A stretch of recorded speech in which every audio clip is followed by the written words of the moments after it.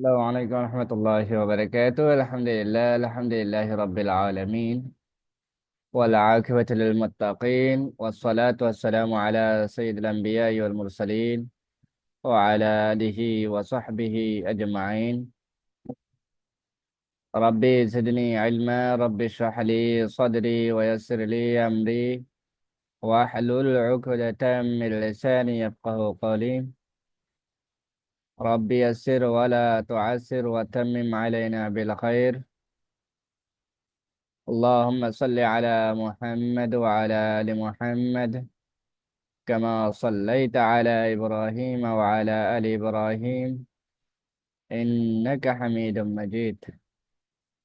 اللهم بارك على محمد وعلى آل محمد كما باركت على إبراهيم وعلى آل إبراهيم إنك حميد مجيد. أما بعد، আজকের আমরা মুখতাসারুল কোরআন কোর্সের যে সম্ভবত 15তম ক্লাস হবে। ক্লাসের আমরা আজকে সূরা ফাতাহ থেকে শুরু করবেন ইনশাআল্লাহ। তো সূরা ফাতাহ,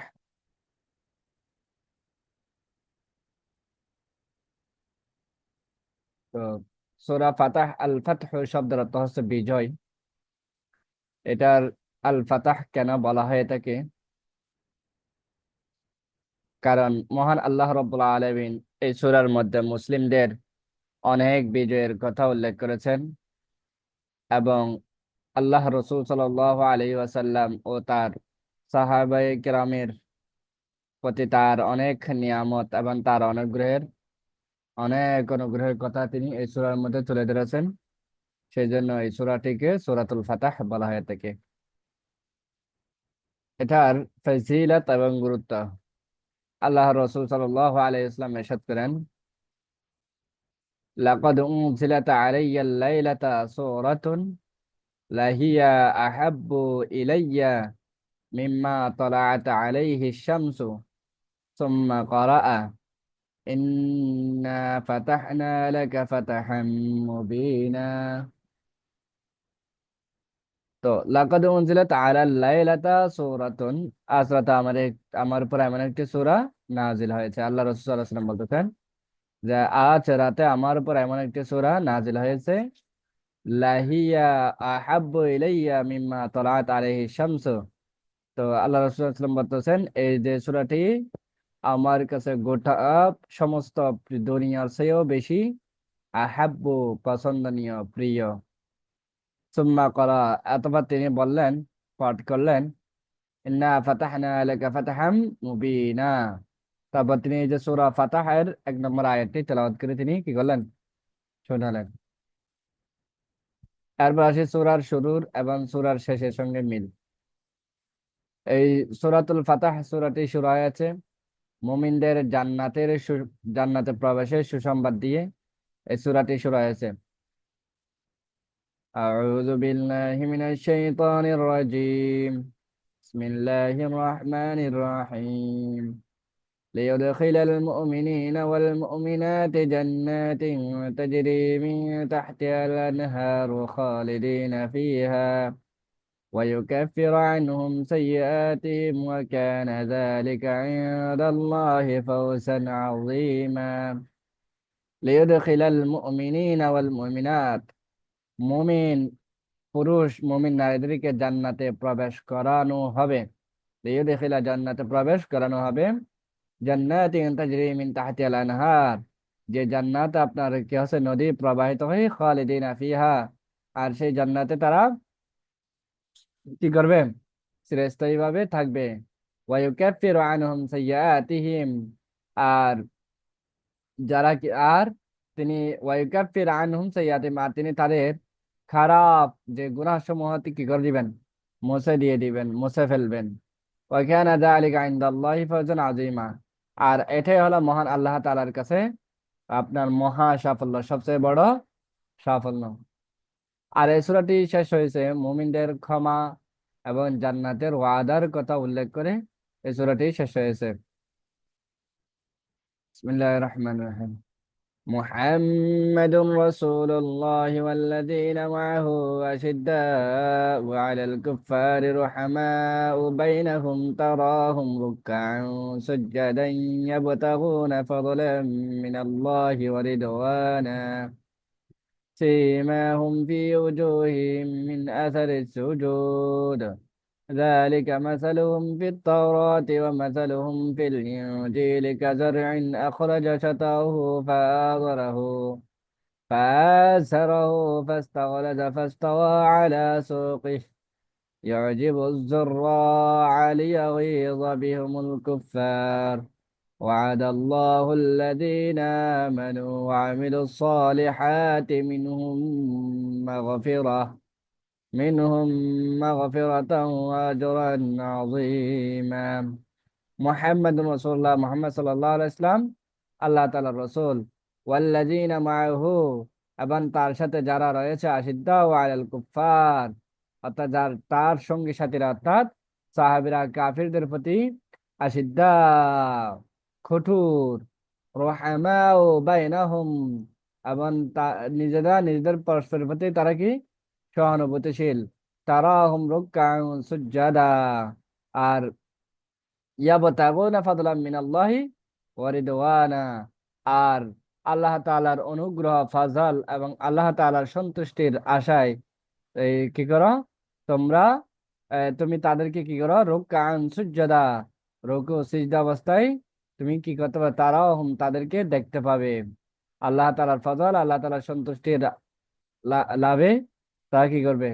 তে- তাদেরকে দেখতে পাবে কি অবস্থায় রুকু রুকআন সুজ্জাদা রুকু এবং সিজদা অবস্থায় সীমাহুম ফি উজুহিম মিন আসারিস সুজুদ আর তাদের চেহারায় সিজদার কি থাকবে চিহ্ন থাকবে যালিকা মাসালুহুম ফিত তাওরাত তাদের সম্পর্কে বর্ণনা তাওরাতে এমনটাই রয়েছে ওয়া মাসালুহুম ফিল ইনজিল এবং ইনজিলে তাদের বর্ণনা এসেছে কিরকম কাজারিন আখরাজা শাতাহু ফাআযারা হু ফাস্তাগলাজা ফাস্তাওয়া আলা সুকি যে যেমন একটি বীজ থেকে যেমন আপনার এই একটি বীজ থেকে যেমন কি বের হয় একটি অঙ্কুর বের হয় তারপর তা শক্ত ও পরিপুষ্ট হয়ে কি হয় পরিপুষ্ট হয় ফাস্তাওয়া আলা সুকি তারপর সেটা আপনার কি হয় পরে আবার ইউজিবুজ যুররা লিয়াগিযা বিহিমুল কুফার তারপর পরে আবার সেই বীজ গুলো যখন শক্ত এবং পরিপুষ্ট হওয়ার পর সেটা আবার কাণ্ডের উপর দৃঢ় কি করে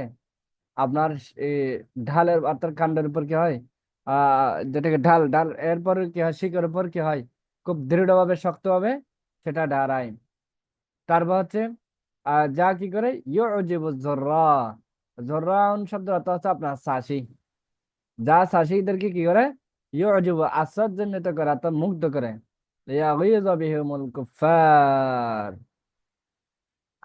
আর এভাবে আল্লাহ রাব্বুল আলামিন কাফিরদেরকে কি আপনার মুমিনদের দ্বারা কি করে থাকেন লিয়াগিযা অন্তর দ্বারা সৃষ্টি করে দেন ওয়াদাল্লাহু আল্লাযীনা আমানু আর আল্লাহ তাআলা ওয়াদা করেছেন আল্লাযীনা আমানু যারা ঈমান আনে ওয়া আমিলুস সালিহাত যারা আমল সালেহ করে মিনহুম মাগফিরা আর তাদের কি রয়েছে মাগফিরা ক্ষমা রয়েছে ওয়া আজরান আযীমা এবং মহা পুরস্কার রয়েছে তো এখানে আল্লাহ রাব্বুল আলামিন যে জান্নাতে মানুষদেরকে যে মহান যে নিয়ামত দিবেন সেই নিয়ামত লাভের জন্য আমাদেরকে বেশি বেশি কি করতে হবে আল্লাহ তাআলার কাছে বেশি বেশি করে চাইতে হবে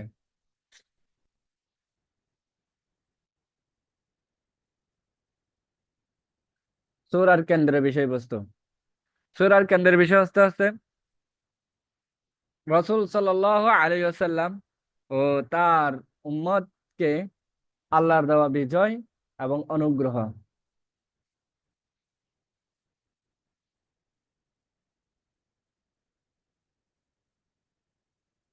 কি বললাম আল্লাহ তাআলা এখানে আল্লাহ রাসূল সাল্লাল্লাহু আলাইহি ওয়াসাল্লাম ও তার উম্মতের যে আল্লাহ তাআলার পক্ষ থেকে যে দেওয়া যে বিজয়গুলো ছিল যে অনুগ্রহ ছিল সেটাই হচ্ছে এখানে মূল কেন্দ্রের বিষয়বস্তু তারপর আসি আপনার সূরার আলোচ্য বিষয় কি আল্লাহ তাআলার তরফ থেকে বিজয় এবং সাহায্য ও অনুগ্রহের বিবরণ তো রাসূল সাল্লাল্লাহু আলাইহি ইসলামের অতীত এবং ভবিষ্যৎ ত্রুটিগুলো আপনার ক্ষমা এবং তারপর আল্লাহ তাআলার নিয়ামতের যে পূর্ণতা লাভ দিয়ে পূর্ণতা দিয়েছেন সেগুলো হচ্ছে আপনার আপনার হচ্ছে আল্লাহ তাআলা এই সূরার মধ্যে বর্ণনা করেছেন। এরপর হচ্ছে রাসূল সাল্লাল্লাহু আলাইহি ইসলামকে আল্লাহ রাব্বুল আলামিনের সাহায্য। এরপর হচ্ছে আপনার রাসূল সাল্লাল্লাহু আলাইহি ওয়াসাল্লাম তার সাহাবীদের অন্তরে সাকিনা তথা প্রশান্তি অবতীর্ণ করেছেন। তারপর মুমিনদের জন্য জান্নাতের ওয়াদা ও সুসংবাদ। মুমিনদের জন্য জান্নাতের ওয়াদা ও সুসংবাদ। মুমিনদের প্রতি আল্লাহ তাআলা সন্তুষ্টির ঘোষণা। দুনিয়াতে মুমিনদের জন্য আল্লাহ তাআলা দান ও অনুগ্রহ। তারপর হচ্ছে মক্কা ও মক্কায় মক্কার মুমিনদের জন্য কি করা? নিচ্ছিন্ন করা। তারপর হচ্ছে মক্কা বিজয়ের সুসংবাদ। যিনি ইসলামকে গোটা পৃথিবীতে বিজয় করার ওয়াদা। এ সংক্রান্ত বিষয়ে এখানে কি হয়েছেন? আল্লাহ তাআলা সূরা ফাতিহার মধ্যে ধারাবাহিকভাবে এগুলো কি করেছেন? বর্ণনা করেছেন। সুবহানাল্লাহ। তারপর আসি আপনার আনুষঙ্গিক বিষয়, বাইতুর রিদওয়ান। তো বাইতুর রিদওয়ানের যত সাহাবী বৃক্ষের নিচে গাছের নিচে আল্লাহ রাসূল সাল্লাল্লাহু আলাইহি ওয়াসাল্লামের হাতে হাত রেখে বায়াত হয়েছেন, সবাই কোনো ধরনের কোনো আযাব ভোগ না করে জান্নাতে প্রবেশ করবেন। সাইয়েদনা জাবির রাদিয়াল্লাহু তাআলা বলেন, আল্লাহ রাসূল সাল্লাল্লাহু আলাইহি ওয়াসাল্লাম বললেন, লা ইয়াদখুলুন নারা আহাদুম মিম্মান বায়া তাহতা শাজরা। যারা গাছের নিচে রাসূল সাল্লাল্লাহু আলাইহি ওয়াসাল্লামের হাতে বায়াত হয়েছে তাদের কেউ জাহান্নামে লা ইয়াদখুলুন না তাদের কেউ জাহান্নামে প্রবেশ করবে না।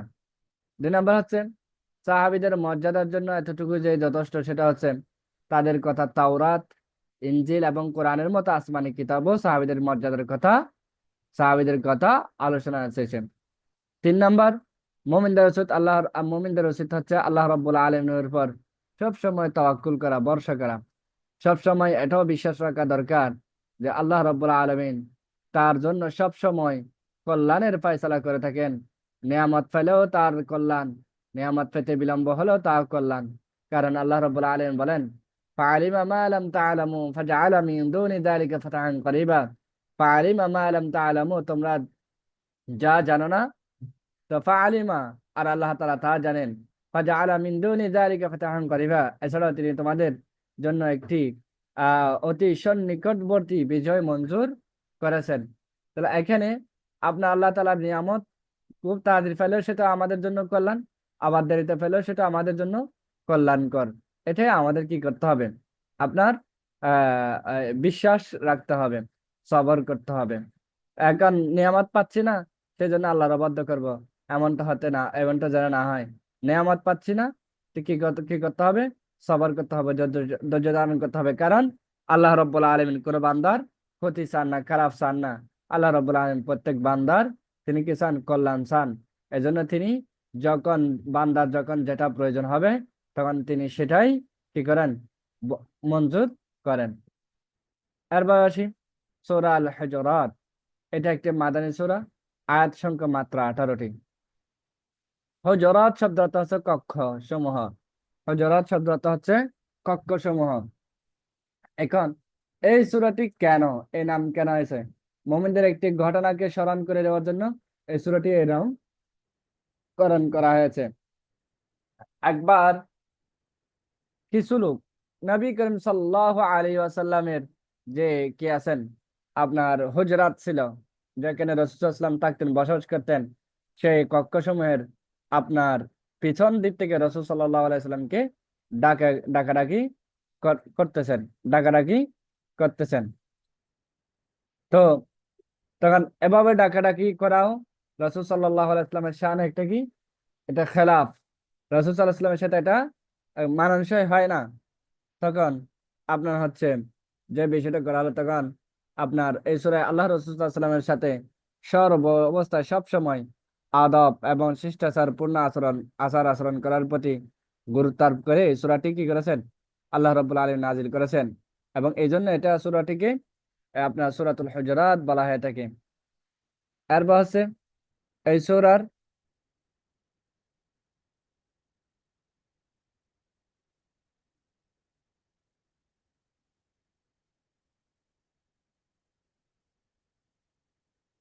আপনার হচ্ছে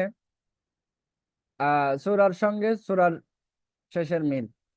তো সূরাটি শুরু হয়েছে আল্লাহ রাব্বুল আলামিনের দুটি গুণ দিয়ে। আল্লাহ রাব্বুল আলামিনের দুটি গুণ বর্ণনা করে আপনার হচ্ছে আল্লাহ রাব্বুল আলামিনের সূরাটি শুরু করেছেন। তো সেই দুটি গুণ কি? আল্লাহ রাব্বুল আলামিন সর্বশ্রোতা, আল্লাহ রাব্বুল আলামিন হচ্ছে সর্বজ্ঞানী। এর কথা উল্লেখ করে তিনি কি করেছেন? এই সূরাটি শুরু করেছেন।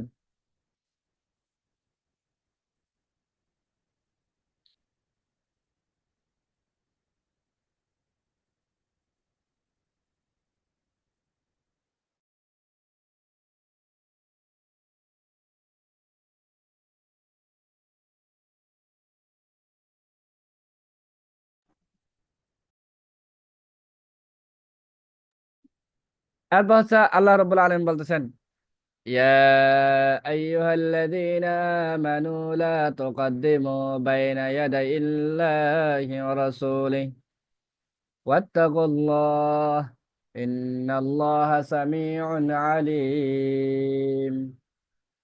ইয়া আইয়ুহাল্লাযীনা আমানু, হে ইমানদার বান্দাগণ, লা তুকদ্দিমু, তোমরা অগ্রগামী হইও না, সামনে যাই না, বাইনা ইয়াদাইল্লাহি ওয়া রাসূলি, আল্লাহ এবং তার রাসূলের সামনে তোমরা কোনো বিষয় কি হয় না, অগ্রগামী হয় না, আগাভাগে যাই না। ওয়াত্তাকুল্লাহ, এবং তোমরা আল্লাহ তাআলাকে ভয় করো। ইন্নাল্লাহা সামিউন আলিম, নিশ্চয় আল্লাহ রাব্বুল আলামিন সর্বশ্রোতা এবং সর্বজ্ঞানী। আবার এই সূরাটি শেষ হয়েছে আল্লাহ রাব্বুল আলামিনের সিফাতুল ইলম তথা জ্ঞানী গুণটির কথা উল্লেখ করে আল্লাহ রাব্বুল আলামিন এই সূরাটি শেষ করেছেন। قل أتعلمون الله بدينكم والله يعلم ما في السماوات وما في الأرض والله بكل شيء عليم।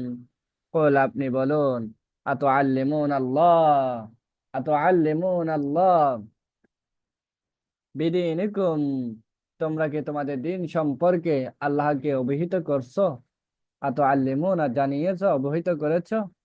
ওয়াল্লাহু ইয়ালামু মা ফিস সামাওয়াতি ওয়া মা ফিল আরদ, আর আল্লাহ রাব্বুল আলামিন আসমান এবং জমিনে যা কিছু আছে সব কিছু তিনি জানেন। ওয়াল্লাহু বিকুল্লি শাইইন আলিম, আর আল্লাহ রাব্বুল আলামিন সর্ববিষয়ে হচ্ছে জ্ঞানী, সব বিষয়ে অবগত আছেন। ইন্নাল্লাহা ইয়ালামু গায়বাস সামাওয়াতি ওয়াল আরদ ওয়াল্লাহু বাসীরুম বিমা তা'মালুন। এখানে ইন্নাল্লাহ, নিশ্চয় আল্লাহ তাআলা, ইয়ালামু, জানেন, গায়বাস সামাওয়াতি ওয়াল আরদ, আসমান এবং জমিনের অদৃশ্য বিষয় সম্পর্কে তিনি জানেন। ওয়াল্লাহু বাসীরুম বিমা তা'মালুন, আর আল্লাহ রাব্বুল আলামিন বলতেছেন, বাসীর, তা দেখেন, দৃষ্টি রাখেন, হ্যাঁ, নজরবন্দি রাখেন, কি বিমা তা'মালুন, যা তোমরা কাজ করো, যাই করো না কেন, সে ব্যাপারে আল্লাহ রাব্বুল আলামিন তোমাদের কি করেন? তিনি তোমাদের প্রতি দৃষ্টিপাত করেন, তা দেখেন।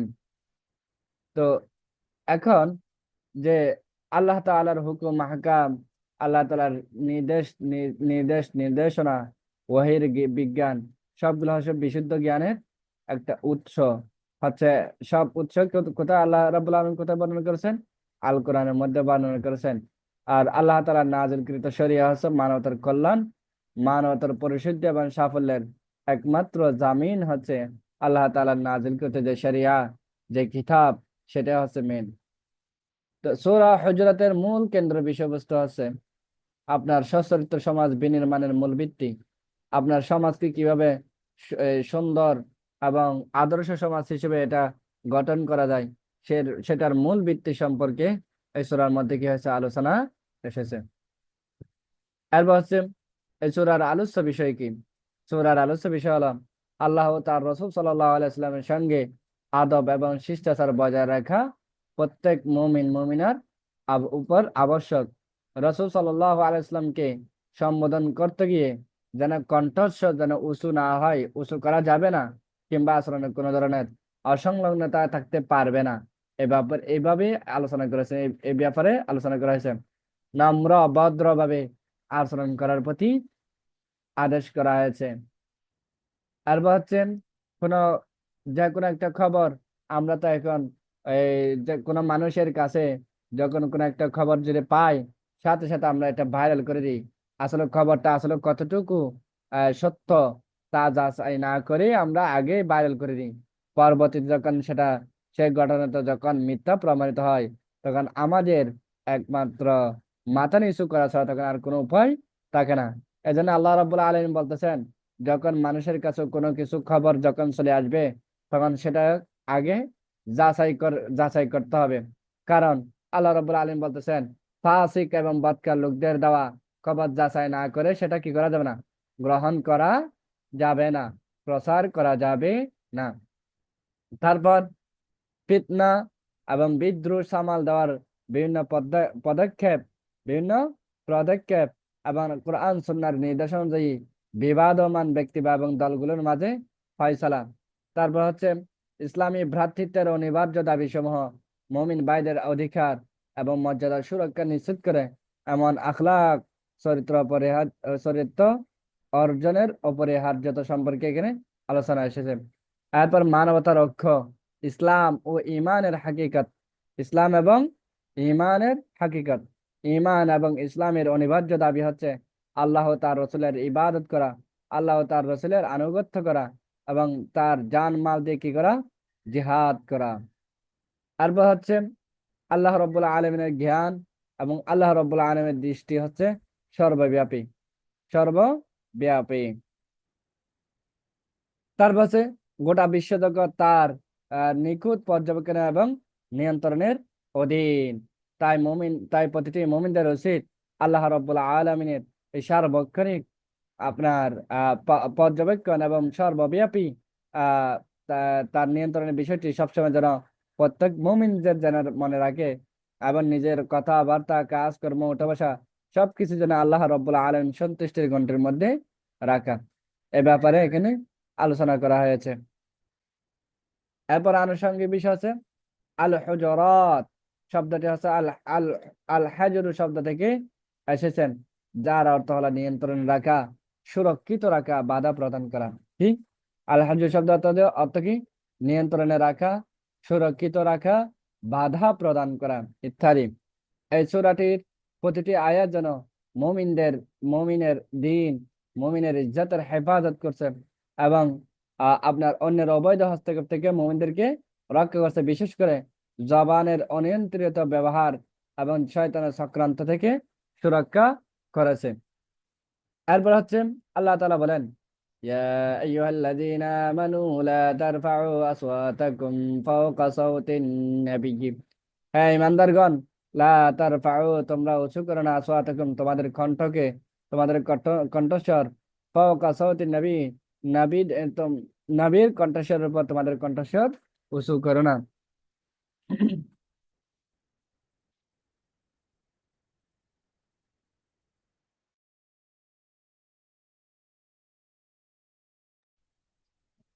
এই আয়াত নাজিল হলেন সাইয়েদনা হযরত সাবিত বিন কায়েস রাদিয়াল্লাহু তাআলা বলেন, আমি তো নবীর কণ্ঠস্বরের উপর নিজের কণ্ঠস্বর উঁচু করতাম, আমি নিশ্চয় জাহান্নামী। তখন এই কথাটি রাসূল সাল্লাল্লাহু আলাইহি ওয়াসাল্লামের কানে গেলে তখন তিনি বলেন যে সাইদ বিন কাসিম সে হলো কি, জান্নাতি। তো এখানে সাবিত রাদিয়াল্লাহু তাআলা আনহু এর মূলত কণ্ঠস্বর বেশ কি ছিল, বড় ছিল। এটা হচ্ছে তার কণ্ঠস্বর। এটা যেমন আমাদের সমাজে অনেক মানুষের দেখা যায় কণ্ঠস্বর অনেক বড়। হ্যাঁ, তো এক্ষেত্রে আল্লাহ রাসূল সাল্লাল্লাহু আলাইহি ওয়াসাল্লাম এখানে অবকাশ দিয়েছেন। মূলত মানুষের কণ্ঠস্বর, যাদের কণ্ঠস্বর ছোট রয়েছেন কিন্তু যারা জোর গলায় কথা বলা, কর্কশ ভাষায় কথা বলা, এদেরকে বোঝানো হয়েছে মূলত। তারপর এই সূরায় 6টি সম্বোধন রয়েছে, 6টি সম্বোধন রয়েছে। আরবি নিষেধ সূচক অব্যয় লা 10 বার পুনরায় ব্যবহৃত হয়েছে। এই সূরাটি যেন চরিত্রকে হেফাজত করার, সুন্দর করার একটি অন্যতম একটি সংবিধান এই সূরাটি। আল্লাহ রাব্বুল আলামিন ইরশাদ করেন, ইন্না আকরামাকুম ইনদাল্লাহি আতকাকুম। ইন্না আকরামাকুম নিশ্চয়ই তোমাদের সম্মান, ইনদাল্লাহি আল্লাহ তাআলার কাছে, আতকাকুম তারা তোমাদের মধ্যে যে ব্যক্তি সবচেয়ে বেশি কি হবে, আপনার তাকওয়ার অধিকারী হবে, সেই তোমাদের সবার চেয়ে আল্লাহ রাব্বুল আলামিনের কাছে বেশি সম্মান, বেশি সম্মান ব্যক্তি এবং বেশি সম্মানীয়, বেশি মর্যাদা সম্পন্ন। ইমাম ইবনে তাইমিয়া রাহিমাহুল্লাহ বলেন যে পুরো কোরআনুল কারীমে এমন একটি আয়াতও নাই যেটি কাউকে তার বংশের কারণে প্রশংসা করেছে কিংবা নিন্দা নিন্দা করেছে। তো কোরআন কেবল ঈমান এবং তাকওয়ার কারণে প্রশংসা করেছে, কুফর গুনাহ নাফরমানির কারণে আবার নিন্দাও করেছে। আচ্ছা, এরপর আসি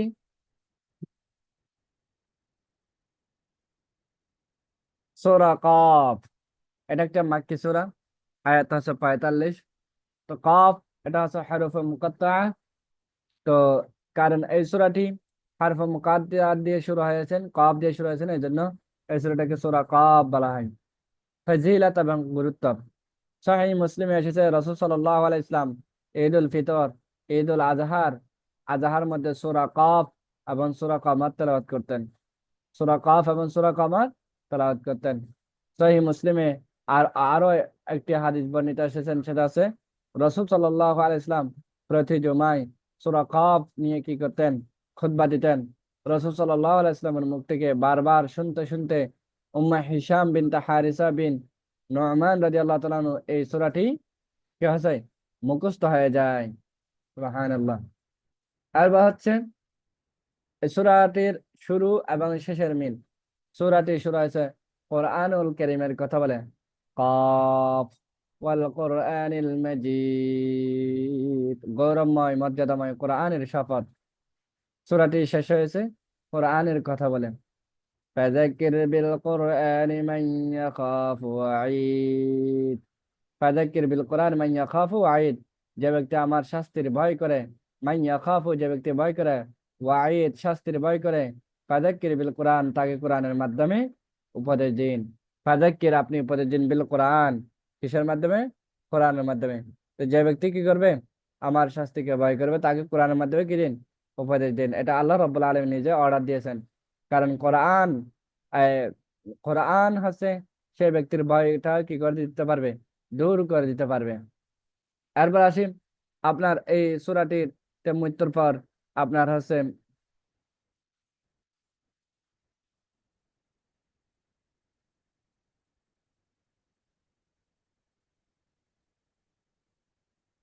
আপনার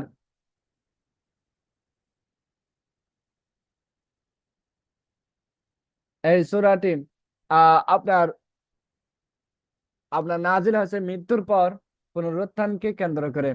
অর্থাৎ একজন মানুষ যখন মৃত্যুবরণ করবে তাকে আবার উঠানো হবে, পুনরাজীবিত করা হবে, পুনরাজীবিত করে কি করা হবে, আপনার হচ্ছে আবার বিচার হাসর নাসর সবকিছু হবে ইনশাল্লাহ।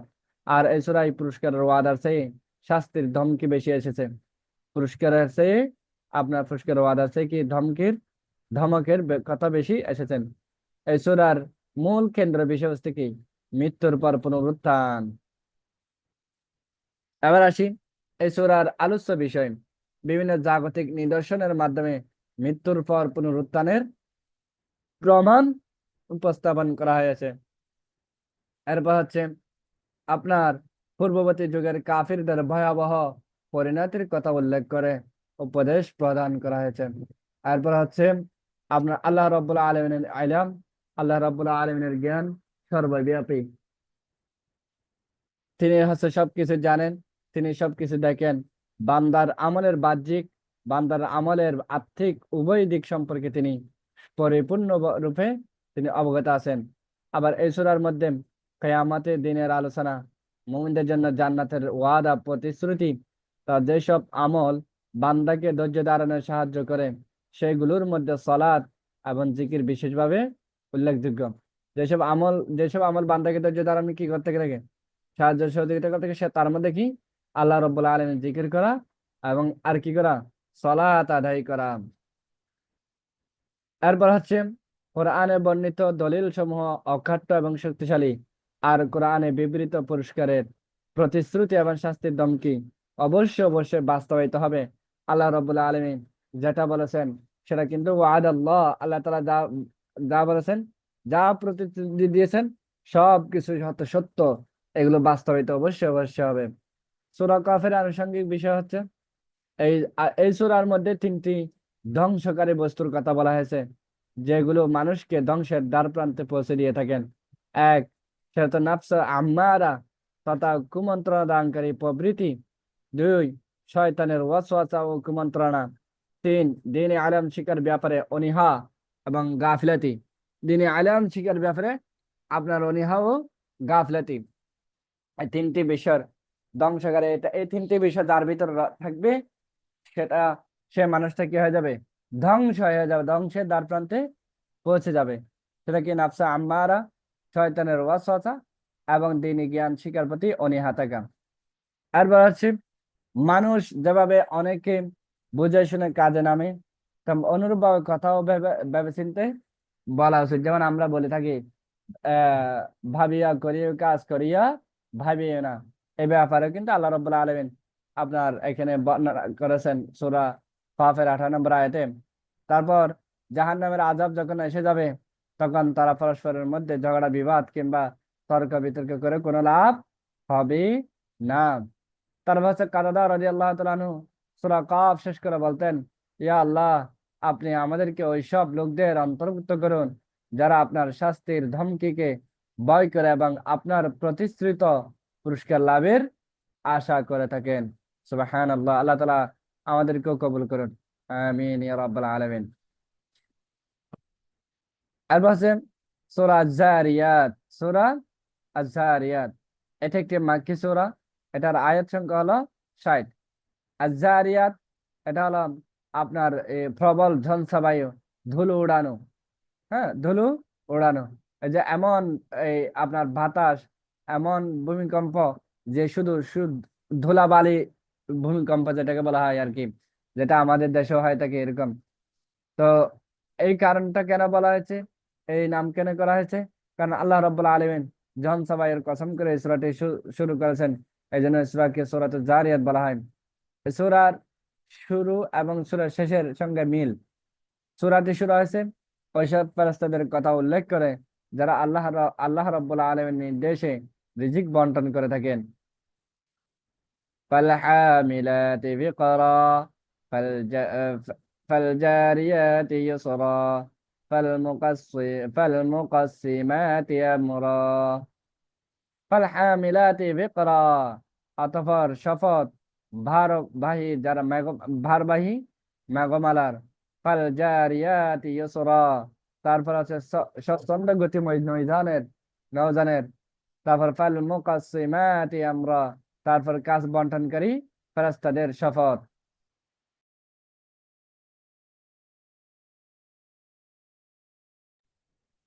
তারপর হচ্ছে আর এই সূরাটি শেষ হয়েছে রিজিকের কথা উল্লেখ করে। বলা হয়েছে রিজিক কেবল মহান আল্লাহ রাব্বুল আলামিনের হাতে। ইন্নাল্লাহা হুয়ার রাজ্জাকু যুল কুওয়াতিল মাতিন।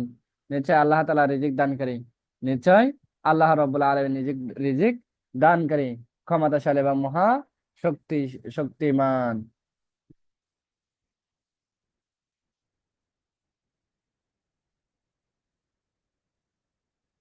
এরপর আসি আপনার যাতে মুমিনদের অন্তরে, আপনার মুমিনদের অন্তর কেবল আল্লাহ রাব্বুল আলামিনের সঙ্গে জুড়ে থাকে এবং হচ্ছে তা মনোযোগ দিয়ে অন্য তাদের মনোযোগ যেন অন্যদিকে নিবদ্ধ না হয়, সেই ব্যাপারে এখানে আপনার ব্যাপারে কি করেছে এই আলোচ্য আয়াত থেকে আমরা সেটা বুঝতে পারি।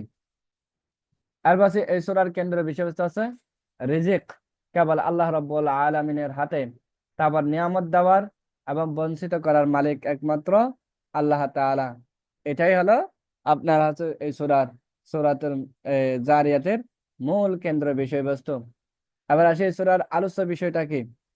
সূরার আলোচ্য বিষয়, এই সূরার আলোচ্য বিষয় হলো রিজিক কেবল মহান আল্লাহ রাব্বুল আলামিনের হাতে। তার নির্দেশ এবং তার তত্ত্বাবধানে রিজিক কি হয়? বন্টিত হয়, বন্টন হয়। তারপর হচ্ছে আপনার রিজিকের কতিপয় প্রকারের বর্ণনা দিয়েছেন। এক, সেটা হচ্ছে খাদ্য এবং সন্তান, রিজিকের খাদ্য এবং সন্তান। তারপর হচ্ছে মুমিনের গুণাবলী বর্ণনা, যেগুলোর মাধ্যমে সে আল্লাহ তাআলার রহমত এবং জান্নাত লাভের উপযুক্ত হয়। তারপর হচ্ছে কাফিরদের ভয়াবহ পরিণতির বেশ কিছু দৃষ্টান্ত উপস্থাপন করা হয়েছে। তারপর জিন এবং মানুষ সৃষ্টির লক্ষ্য উদ্দেশ্য, জিন কেন সৃষ্টি করছে, মানুষ কেন সৃষ্টি করছে, এটার কি লক্ষ্য উদ্দেশ্য। তারপর হচ্ছে আনুষঙ্গিক বিষয়, প্রতিটি বস্তু এবং প্রতিটি ব্যক্তি থেকে পালিয়ে যাওয়া যায়, কিন্তু আল্লাহ রাব্বুল আলামিনের হাত থেকে কাল কিয়ামতের ময়দানে পালিয়ে যাওয়ার কোনো সুযোগ নাই, কোনো উপায় নাই। এবং পালিয়ে বরং তার কাছে আশ্রয় নিতে হবে, আশ্রয় নেওয়া হয়ে থাকে। 2 নম্বর, আল্লাহ রাব্বুল আলামিন কসম করে বলেছেন, সবার রিজিক বন্টিত এবং সবার রিজিক হচ্ছে সুনির্ধারিত, যাতে আমরা অস্থির না হয়ে তার উপর তাওয়াক্কুল করি এবং তার শুকর এবং তার ইবাদত করি, কারণ তিনি আমাদের দুর্বলতা সম্পর্কে তিনি জানেন, অবগত আছেন। এরপর হচ্ছে, একবার আমিরুল মুমিনিন আলী ইবনে আবি তালিব রাদিয়াল্লাহু তাআলা আনহু আপনার কুফার মিম্বারে আরোহণ করে বলেন, তোমরা কোরআনের যে আয়াত নিয়ে প্রশ্ন করো না কেন, কিংবা রাসূল সাল্লাল্লাহু আলাইহি ওয়াসাল্লামের যে সুন্নাহ দিয়ে প্রশ্ন করো না কেন, আমি কিন্তু এর উত্তর দিব। তখন এক ব্যক্তি দাঁড়িয়ে বলেন, আমিরুল মুমিনিন, কোরআনের আয়াত ওয়াজারিয়াতি যারওয়া, এর অর্থ কি? তখন বায়ু আহ আমিরুল মুমিনিন উত্তর দেন, ফাল হামিলাতি, মানে এটার ওই অর্থ কি? তখন তিনি বললেন, বায়ু। আমিরুল মুমিনিন উত্তর দেন, তারপর হচ্ছে ফাল হামিলাতি বিকরা, এর অর্থ কি? তখন লোকটি পুনরায় জিজ্ঞেস করে, মেঘ।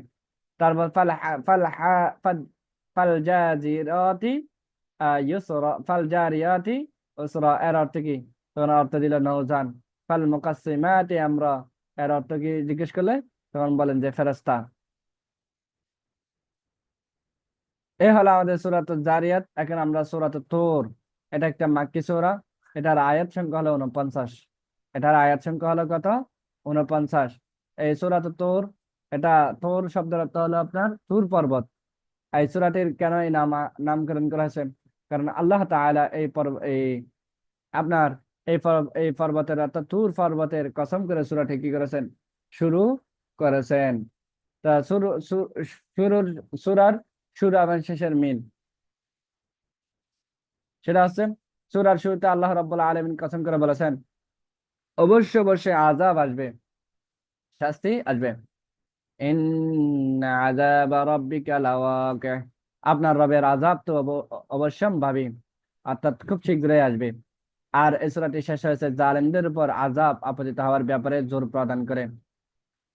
فذرهم حتى يلاقوا يومهم الذي فيه يصعقون يوم لا يغني عنهم كيدهم شيئا ولا هم ينصرون وإن للذين ظلموا عذابا دون ذلك ولكن أكثرهم لا يعلمون فذرهم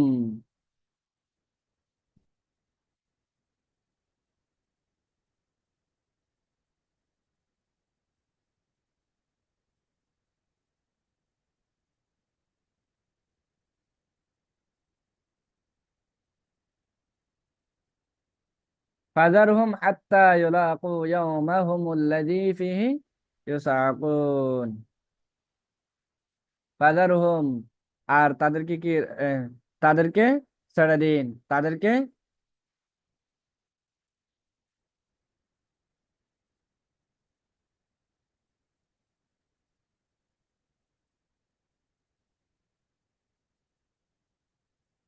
তাহলে আপনার ফাযারহুম, অথবা তাদেরকে ছেড়ে দিন, হাত্তা ইউলাকু ইয়াওমাহুমুল্লাযী ফীহি ইউসআকুন, যেদিন তারা বজ্রাঘাতের কি হবে? সম্মুখীন হবে। ইয়াউমা লা ইউগনি আনহুম কাইদুহুম শাইআ ওয়ালা হুম ইউনসারুন, যেদিন তাদের ষড়যন্ত্র তাদের কোনো কাজেই আসবে না, এবং ওয়ালা হুম ইউনসারুন, এবং তারা সাহায্য পাবে না। ওয়া ইন্না লিল্লাযিনা যালামু আযাবান দুনা যালিক ওয়ালাকিন্না আকসারাহুম লা ইয়ালামুন, এবং জালিমদের জন্য আপনার হচ্ছে আরো শাস্তি রয়েছে। ওই আযাবান দুনা যালিকা, এবং জালিমদের জন্য আরো কি আছে? শাস্তি আছে। ওয়ালাকিন্না আকসারাহুম লা ইয়ালামুন, এবং জালিমদের অধিকাংশই তা সে সম্পর্কে কি করে না? জানে না। তাহলে আসি, তো এভাবে সূরাটি আপনার শুরু এবং শেষের কারণ হলো শাস্তির ভয়, শাস্তির ধমকি মানুষের অন্তরে গভীর ভাবে কি করে থাকেন? জায়গা করে নিয়ে থাকেন। আপনার এই সূরার মূল, যে সূরাত তৌরের কেন্দ্রীয় বিষয়বস্তুটা কি? কিয়ামতের দিনের ব্যাপারে যারা সংশয় এবং এবং যারা সন্দেহের মধ্যে রয়েছেন তাদের খণ্ডন, এটা হলো এই সূরার মূল কেন্দ্রীয় বিষয়বস্তু। সূরার আলোচ্য বিষয় হলো কাফিরদেরকে আল্লাহর অবশ্যম্ভাবী আযাবের ভীতি প্রদর্শন করা হয়েছে। তারপর মুমিনদের জন্য জান্নাতের ওয়াদা এবং জান্নাতের কতিপয় নিয়ামতের বর্ণনা। তারপর এই সূরায় কাফিরদের দলিল এবং সংশয়ের খণ্ডন। তারপর এই সূরায় রাসূল সাল্লাল্লাহু আলাইহি ওয়াসাল্লামকে আল্লাহ তাআলার সান্ত্বনা প্রদান এবং এবং সালাত এবং জিকিরের নির্দেশ প্রদান করেছেন। আনুষঙ্গিক বিষয়সমূহ হচ্ছে আল্লাহ তাআলা, আল্লাহ রাব্বুল আলামিন মুমিনদের জন্য অসংখ্য অসংখ্য নিয়ামত প্রস্তুত করে রেখেছেন এবং তিনি প্রতিটি মুমিনকে জান্নাতে তার পরিবারের সঙ্গে কি করবেন, একত্রিত করবেন যদি তারা মুসলিম অবস্থায় মৃত্যুবরণ করে। যারা প্রকৃতপক্ষে মুসলিম অবস্থায় মৃত্যুবরণ করবে শুধুমাত্র তাদেরকে জান্নাতে একত্রিত করবেন, আর যারা মুসলিম অবস্থায় মৃত্যুবরণ করবেন তাদের সাথে সাক্ষাৎ হবে না। কারণ যারা মুসলিম থাকবে তারা থাকবে কোথায়? জাহান্নামে। আর যারা মুসলিম তারা থাকবে জান্নাতে। সুতরাং এখানে আর কোনো দেখা সাক্ষাৎ হবে না। কিন্তু যখন জান্নাতে যারা থাকবে তাদের সাথে জান্নাতে দেখা হবে, আর যারা জাহান্নামবাসী তাদের সাথে তাদের জাহান্নামে দেখা হবে। এটাই আল্লাহ রাব্বুল আলামিন এই সূরা তূরের মধ্যে ব্যাপারে আলোচনা করেছেন।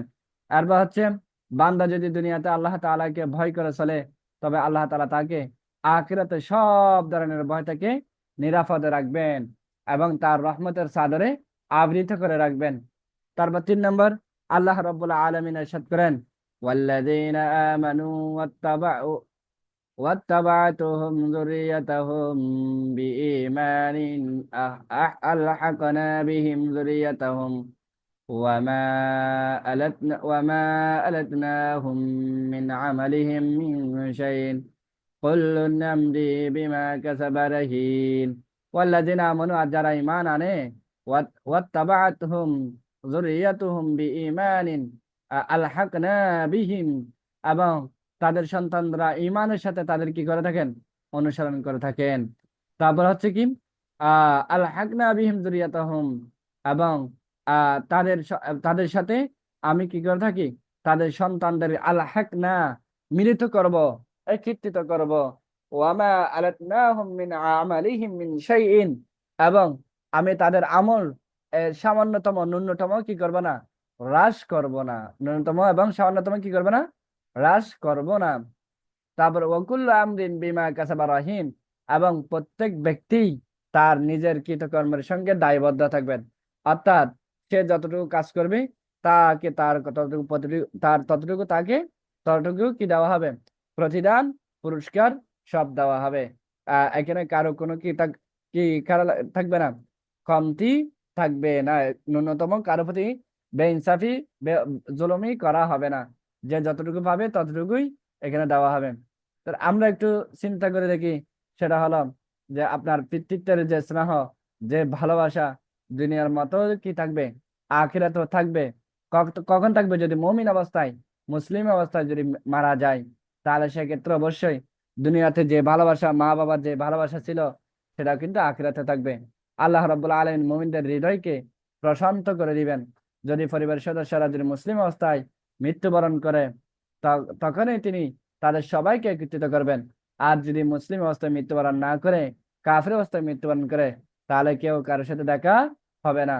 যে যার যেখানে থাকবে শাস্তি, সে সেখানে অবস্থান করবে। কেউ কারোর সাথে দেখা আর হবে না, সাক্ষাৎ হবে না, আল্লাহ তাআলা কৃতকৃত করবেন না। এরপর আল্লাহ রাব্বুল আলামিন ইরশাদ করেন, ويطوف عليهم غلمان لهم كأنهم لؤلؤ مكنون, আর সুরক্ষিত মুক্তার মতো কিশোরা, গিলমান, গিলমান অর্থ কিশোর, আর তারা হচ্ছে কি তাদের চারপাশে কি করবে, ঘোরাফেরা করবে। তো অর্থাৎ এখানে এই যে আপনার যখন জান্নাতে যখন আপনার কি করবে, দেখা সাক্ষাৎ হবে, সবাই যখন একত্রিত করবে, তখন সেক্ষেত্রে যদি আপনার সেবক যারা সেবা সেবা করবে, সেবক যারা আছে, সেবক কিশোররা যে এত সুন্দর হবে যে তাদের তাদের কি করা হবে, যাদের আপনার সেবা করা হবে, এবং আর তাদের সৌন্দর্যটা মূলত কেমন হবে। তো অর্থাৎ যারা জান্নাতে যারা থাকবে, হ্যাঁ, তাদের আপনার হচ্ছে সবাইকে আল্লাহ রাব্বুল আলামিন এমন সৌন্দর্য দান করবেন, এটা তো বলার অপেক্ষাও রাখে না। আর হচ্ছে এখানে 5 নম্বর যে বিষয়টা আছে আত্মর। আত্মর হলো এটা এমন একটা পাহাড় যেটিতে শুধুমাত্র কি থাকে, গাছপালা থাকে। যেমন যে পাহাড়ে মুসা আলাইহিস সালাতু ওয়াস সালাম আল্লাহ তাআলার সঙ্গে কথা বলেন, আর যে পাহাড়ে গাছপালা থাকে না তাকে জাবাল বলে। তো তুর এবং জাবালের মধ্যে পার্থক্য হলো, তুর হলো আপনার কি থাকে, যে পাহাড়ের মধ্যে গাছপালা থাকে সেটা হলো তুর, আর যে পাহাড়ের মধ্যে গাছপালা থাকে না সেটা হচ্ছে জাবাল। আর সে কাসিম রাহিমাহুল্লাহ বলেন, সকালে আমি হযরত আয়েশা সিদ্দিকা রাদিয়াল্লাহু তাআলা বাড়ি গিয়ে তাকে সালাম দিতাম। একদিন সকালে গিয়ে দেখি তিনি নামাজে এই আয়াত পড়ছেন, ফামান্নাল্লাহু আলাইনা ওয়া ওয়াকানা আযাবাস সামুম। ফামান্নাল্লাহ, অথবা আল্লাহ তাআলা অনুগ্রহ করেছেন, আলাইনা আমাদের উপর, ওয়া ওয়াকানা আযাবাস সামুম, আর তিনি আমাদের আগুনের শাস্তি থেকে কি করেন, রক্ষা করেছেন। আগুনের শাস্তি থেকে তিনি আমাদের কি করেছেন, রক্ষা করেছেন। তো আয়াতটি তিনি বারবার পড়ছেন, এবং আয়াতটি তিনি বারবার পড়তে পড়তে তিনি কি করছেন, কান্নাকাটি করতেছেন। এবং কাসিম রাহিমাহুল্লাহ বলতেছেন, আমি আয়েশা রাদিয়াল্লাহু তাআলা যে দাঁড়িয়ে তার অবস্থা দেখতেই থাকি। অপেক্ষা করতে করতে এক সময় কাসিম রাহিমাহুল্লাহ বলতেছে, আমি বিরক্ত হয়ে পড়ি এবং বাজারের দিকেও চলে যাই। কাজ সেরে বাজার বাজার যে কাজ ছিল সেই কাজগুলো যখন সেরে বাজার থেকে যখন আয়েশা রাদিয়াল্লাহু তাআলা বাড়িতে এসে আবার দেখলেন, তখন তিনিও নামাজের মধ্যে এই আয়াতটি বারবার পড়ে কান্না করতেছেন, ফামান্নাল্লাহু আলাইনা ওয়া ওয়াকানা আযাবাস সামুম। আল্লাহু আকবার, সুবহানাল্লাহ। আর আসি আপনার সূরা নাজম। তো এটি একটা মাক্কি সূরা, এটার আয়াত সংখ্যা হলো 62। সূরা নাজম, নাজম শব্দের অর্থ হলো আন-নাজমু শব্দের অর্থ হলো তারকা। এটার নাম কেন করণ করা হয়েছে, কারণ আল্লাহ তাআলা সূরাটির শুরুতে তারার কথা উল্লেখ করে দিয়েছেন, এজন্য সূরাটিকে সূরা নাজম বলা হয়ে থাকে। সূরার শুরু এবং সূরার শেষের মিল। সূরাটি শুরু হয়েছে আপনার সিজদার কথা বলেন, ওয়ান নাজমি ইযা হাওয়া, এবং তারকার শপথ, নক্ষত্র শপথ, ইযা হাওয়া, যখন তা পড়ে যায়, অর্থাৎ পড়ে যায় মানে সিজদা করে, তারকা কি করে, সিজদা করে। আর এই সূরাটি শেষ হয়েছে সিজদার কথা উল্লেখ করে, ফাসজুদু লিল্লাহি ওয়া'বুদু, আর সুতরাং তোমরা আল্লাহ তাআলাকে সিজদা করো, ওয়া'বুদু, এবং তার ইবাদত করো। তো এখানে আল্লাহ তাআলা নাযিলকৃত ওয়াহির সামনে আত্মসমর্পণ করার যে আবশ্যকতা, এখানে এই আয়াতের মাধ্যমে, এই আয়াতগুলোর মধ্যে কি হয়ে যায়, সুস্পষ্ট হয়ে যায়। এখানে আমরা এই এই আয়াতটা যেহেতু শুনছি, এটা তেলাওয়াতে সিজদার আয়াত, আপনারা সবাই একটা করে কি দিয়ে দিবেন, তেলাওয়াতে সিজদা দিয়ে দিবেন, কারণ এটা আপনারা শুনছেন আমি পড়ছি, তো এই জন্য এখানে সবার জন্য তেলাওয়াতে সিজদা দেওয়া ওয়াজিব হয়ে গেছে। আপনারা ক্লাস শেষ করে করে এই তেলাওয়াতে সিজদাটা দিয়ে দিবেন ইনশাআল্লাহ। আবার এই সূরার কেন্দ্রীয় বিষয়বস্তু হচ্ছে ওয়াহির সত্যতা, ওয়াহির মর্যাদা। ওয়াহির সত্যতা এবং ওয়াহির মর্যাদা, এটা হলো এই সূরার কেন্দ্রীয় বিষয়বস্তু। আপনার সূরার আলোচ্য বিষয় কি, আল্লাহ তাআলার পক্ষ থেকে আল্লাহ রাসূল সাল্লাল্লাহু আলাইহি ওয়াসাল্লামের স্বীকৃতি এবং আল্লাহ রাসূল সাল্লাল্লাহু আলাইহি ওয়াসাল্লামের প্রশংসা বর্ণনা। কি কি প্রশংসা করেছেন এবং কি কি স্বীকৃতি দিয়েছেন সেটা একটু দেখি। সেটা হচ্ছে আপনার যে রাসূল সাল্লাল্লাহু আলাইহি ওয়াসাল্লামের আকল, রাসূল সাল্লাল্লাহু আলাইহি ওয়াসাল্লাম বুদ্ধিবৃত্তির প্রশংসা করা হয়েছে। রাসূল সাল্লাল্লাহু আলাইহি ওয়াসাল্লামের জবান, রাসূল সাল্লাল্লাহু আলাইহি ওয়াসাল্লামের ভাষার প্রশংসা। তারপর হচ্ছে তার শিক্ষকের প্রশংসা, তার অন্তরের প্রশংসা, তার দৃষ্টির প্রশংসা। তার শিক্ষককে, রাসূল সাল্লাল্লাহু আলাইহি ওয়াসাল্লামের শিক্ষককে বলেন তো, জিব্রাইল আলাইহিস সালাম। বলে জিব্রাইল আলাইহিস সালাম। জিব্রাইল, আল্লাহ তাআলা আল্লাহ আল্লাহ তাআলা। আরো বলেন। আল্লাহ আল্লাহ তাআলা। স্বয়ং। হ্যাঁ, তো যে আল্লাহ রাসূল সাল্লাল্লাহু আলাইহি ওয়াসাল্লামের স্বয়ং হচ্ছে স্বয়ং আল্লাহ, হ্যালো জিবরাইল আলাইহিস সালাম না। জিবরাইল আলাইহিস সালাম ইনি হচ্ছেন তিনি মাধ্যম হিসেবে এসেছেন। ওয়াহী নাযিলের পদ্ধতি, যে 7টি পদ্ধতি আছে না, সেই 7টি পদ্ধতির মধ্যে কিন্তু আল্লাহ রাব্বুল আলামিন কিন্তু আল্লাহ রাসূল সাল্লাল্লাহু আলাইহি ওয়াসাল্লামকে স্বপ্নের মাধ্যমে কিন্তু কি দিয়েছেন, ওয়াহী নাযিল করেছেন। আপনার 7 পদ্ধতিতে কিন্তু আল্লাহ তাআলা রাসূল সাল্লাল্লাহু আলাইহি ওয়াসাল্লামের প্রতি কি করেছেন, ওয়াহী নাযিল করেছেন। তো এখানে এখানে শুধু জিবরাইল আলাইহিস সালাম কি ছিলেন, মাধ্যম হিসেবে এসেছেন, কিন্তু তিনি শিক্ষক নন। শিক্ষক হচ্ছে আল্লাহ তাআলা। তারপর হচ্ছে আপনার মুশরিকদের আকীদা বিশ্বাসের ভিত্তি হলো ধারণা করা, তারপর কামনা বাসনা, অজ্ঞতা এবং অন্ধ অনুকরণ। এগুলো হচ্ছে মুশরিকদের আকীদা এবং আকীদা বিশ্বাস। তারপর হচ্ছে মৌলিক আকীদায় সকল আসমানি কিতাবের ভাষ্য এক। যেমন আল্লাহ তাআলার কুদরত, আল্লাহ তাআলার শক্তি, মৃত্যুর পর পুনরুত্থান, আমলের হিসাব এবং প্রতিদান, সবগুলো মৌলিক সকল আসমানি কিতাবের মৌলিক আকীদা, এগুলোর সবাই কি সব কিতাবের একু অভিন্ন। তারপর হচ্ছে আসমান এবং জমিনের সৃষ্টির লক্ষ্য এবং উদ্দেশ্য। পূর্ববর্তী যুগের কতিপয় কাফেরের ধ্বংস এবং বরবাদের তাদের যে ধ্বংস, এগুলোর দৃষ্টান্ত উপস্থাপন করা হয়েছে এই সূরায়, যাতে মানুষ এই ধ্বংস থেকে মানুষ কি করতে পারে, শিক্ষা গ্রহণ করতে পারে। এরপর আসি আনুষঙ্গিক বিষয়। মর্যাদা যতই উঁচু হোক না কেন, আল্লাহ রাব্বুল আলামিনের অনুমতি ব্যতীত কেউ কিন্তু সুপারিশ করতে পারবে না। আল্লাহ রাব্বুল আলামিন কাল কিয়ামতের ময়দানে যাকে সুপারিশের অনুমতি দিবেন, তিনি একমাত্র সুপারিশ করতে পারবেন, আর কারো সুপারিশ করার অধিকার নাই। তারপর আসি রাসূল সাল্লাল্লাহু আলাইহি ওয়াসাল্লাম যখন মিরাজে আল্লাহ তাআলাকে সচক্ষে দেখেছেন কিনা। হ্যাঁ, রাসূল সাল্লাল্লাহু আলাইহি ওয়াসাল্লাম আহ মেরাজের সচক্ষে আল্লাহ তাআলাকে দেখেছেন কিনা, এ নিয়ে কিন্তু সাহাবীদের মধ্যে মতবিরোধ আছে। তবে সঠিক মত হলো যেটি ইবনে আব্বাস রাদিয়াল্লাহু তাআলা বলেছেন, রাসূল সাল্লাল্লাহু আলাইহি ওয়াসাল্লাম অন্তর চক্ষু দিয়ে আল্লাহ তাআলাকে দেখেছেন। কারণ রাসূল সাল্লাল্লাহু আলাইহি ওয়াসাল্লামকে যখন এই ব্যাপারে জিজ্ঞেস করা হয়, তখন রাসূল সাল্লাল্লাহু আলাইহি ওয়াসাল্লাম উত্তর দেন, তিনি নূরের পর্দার আড়ালে, তাকে আমি কিভাবে দেখব। এটা হচ্ছে ইবনে আব্বাস রাদিয়াল্লাহু তাআলা আনহুর যে হাদিস, এটাই আসলে।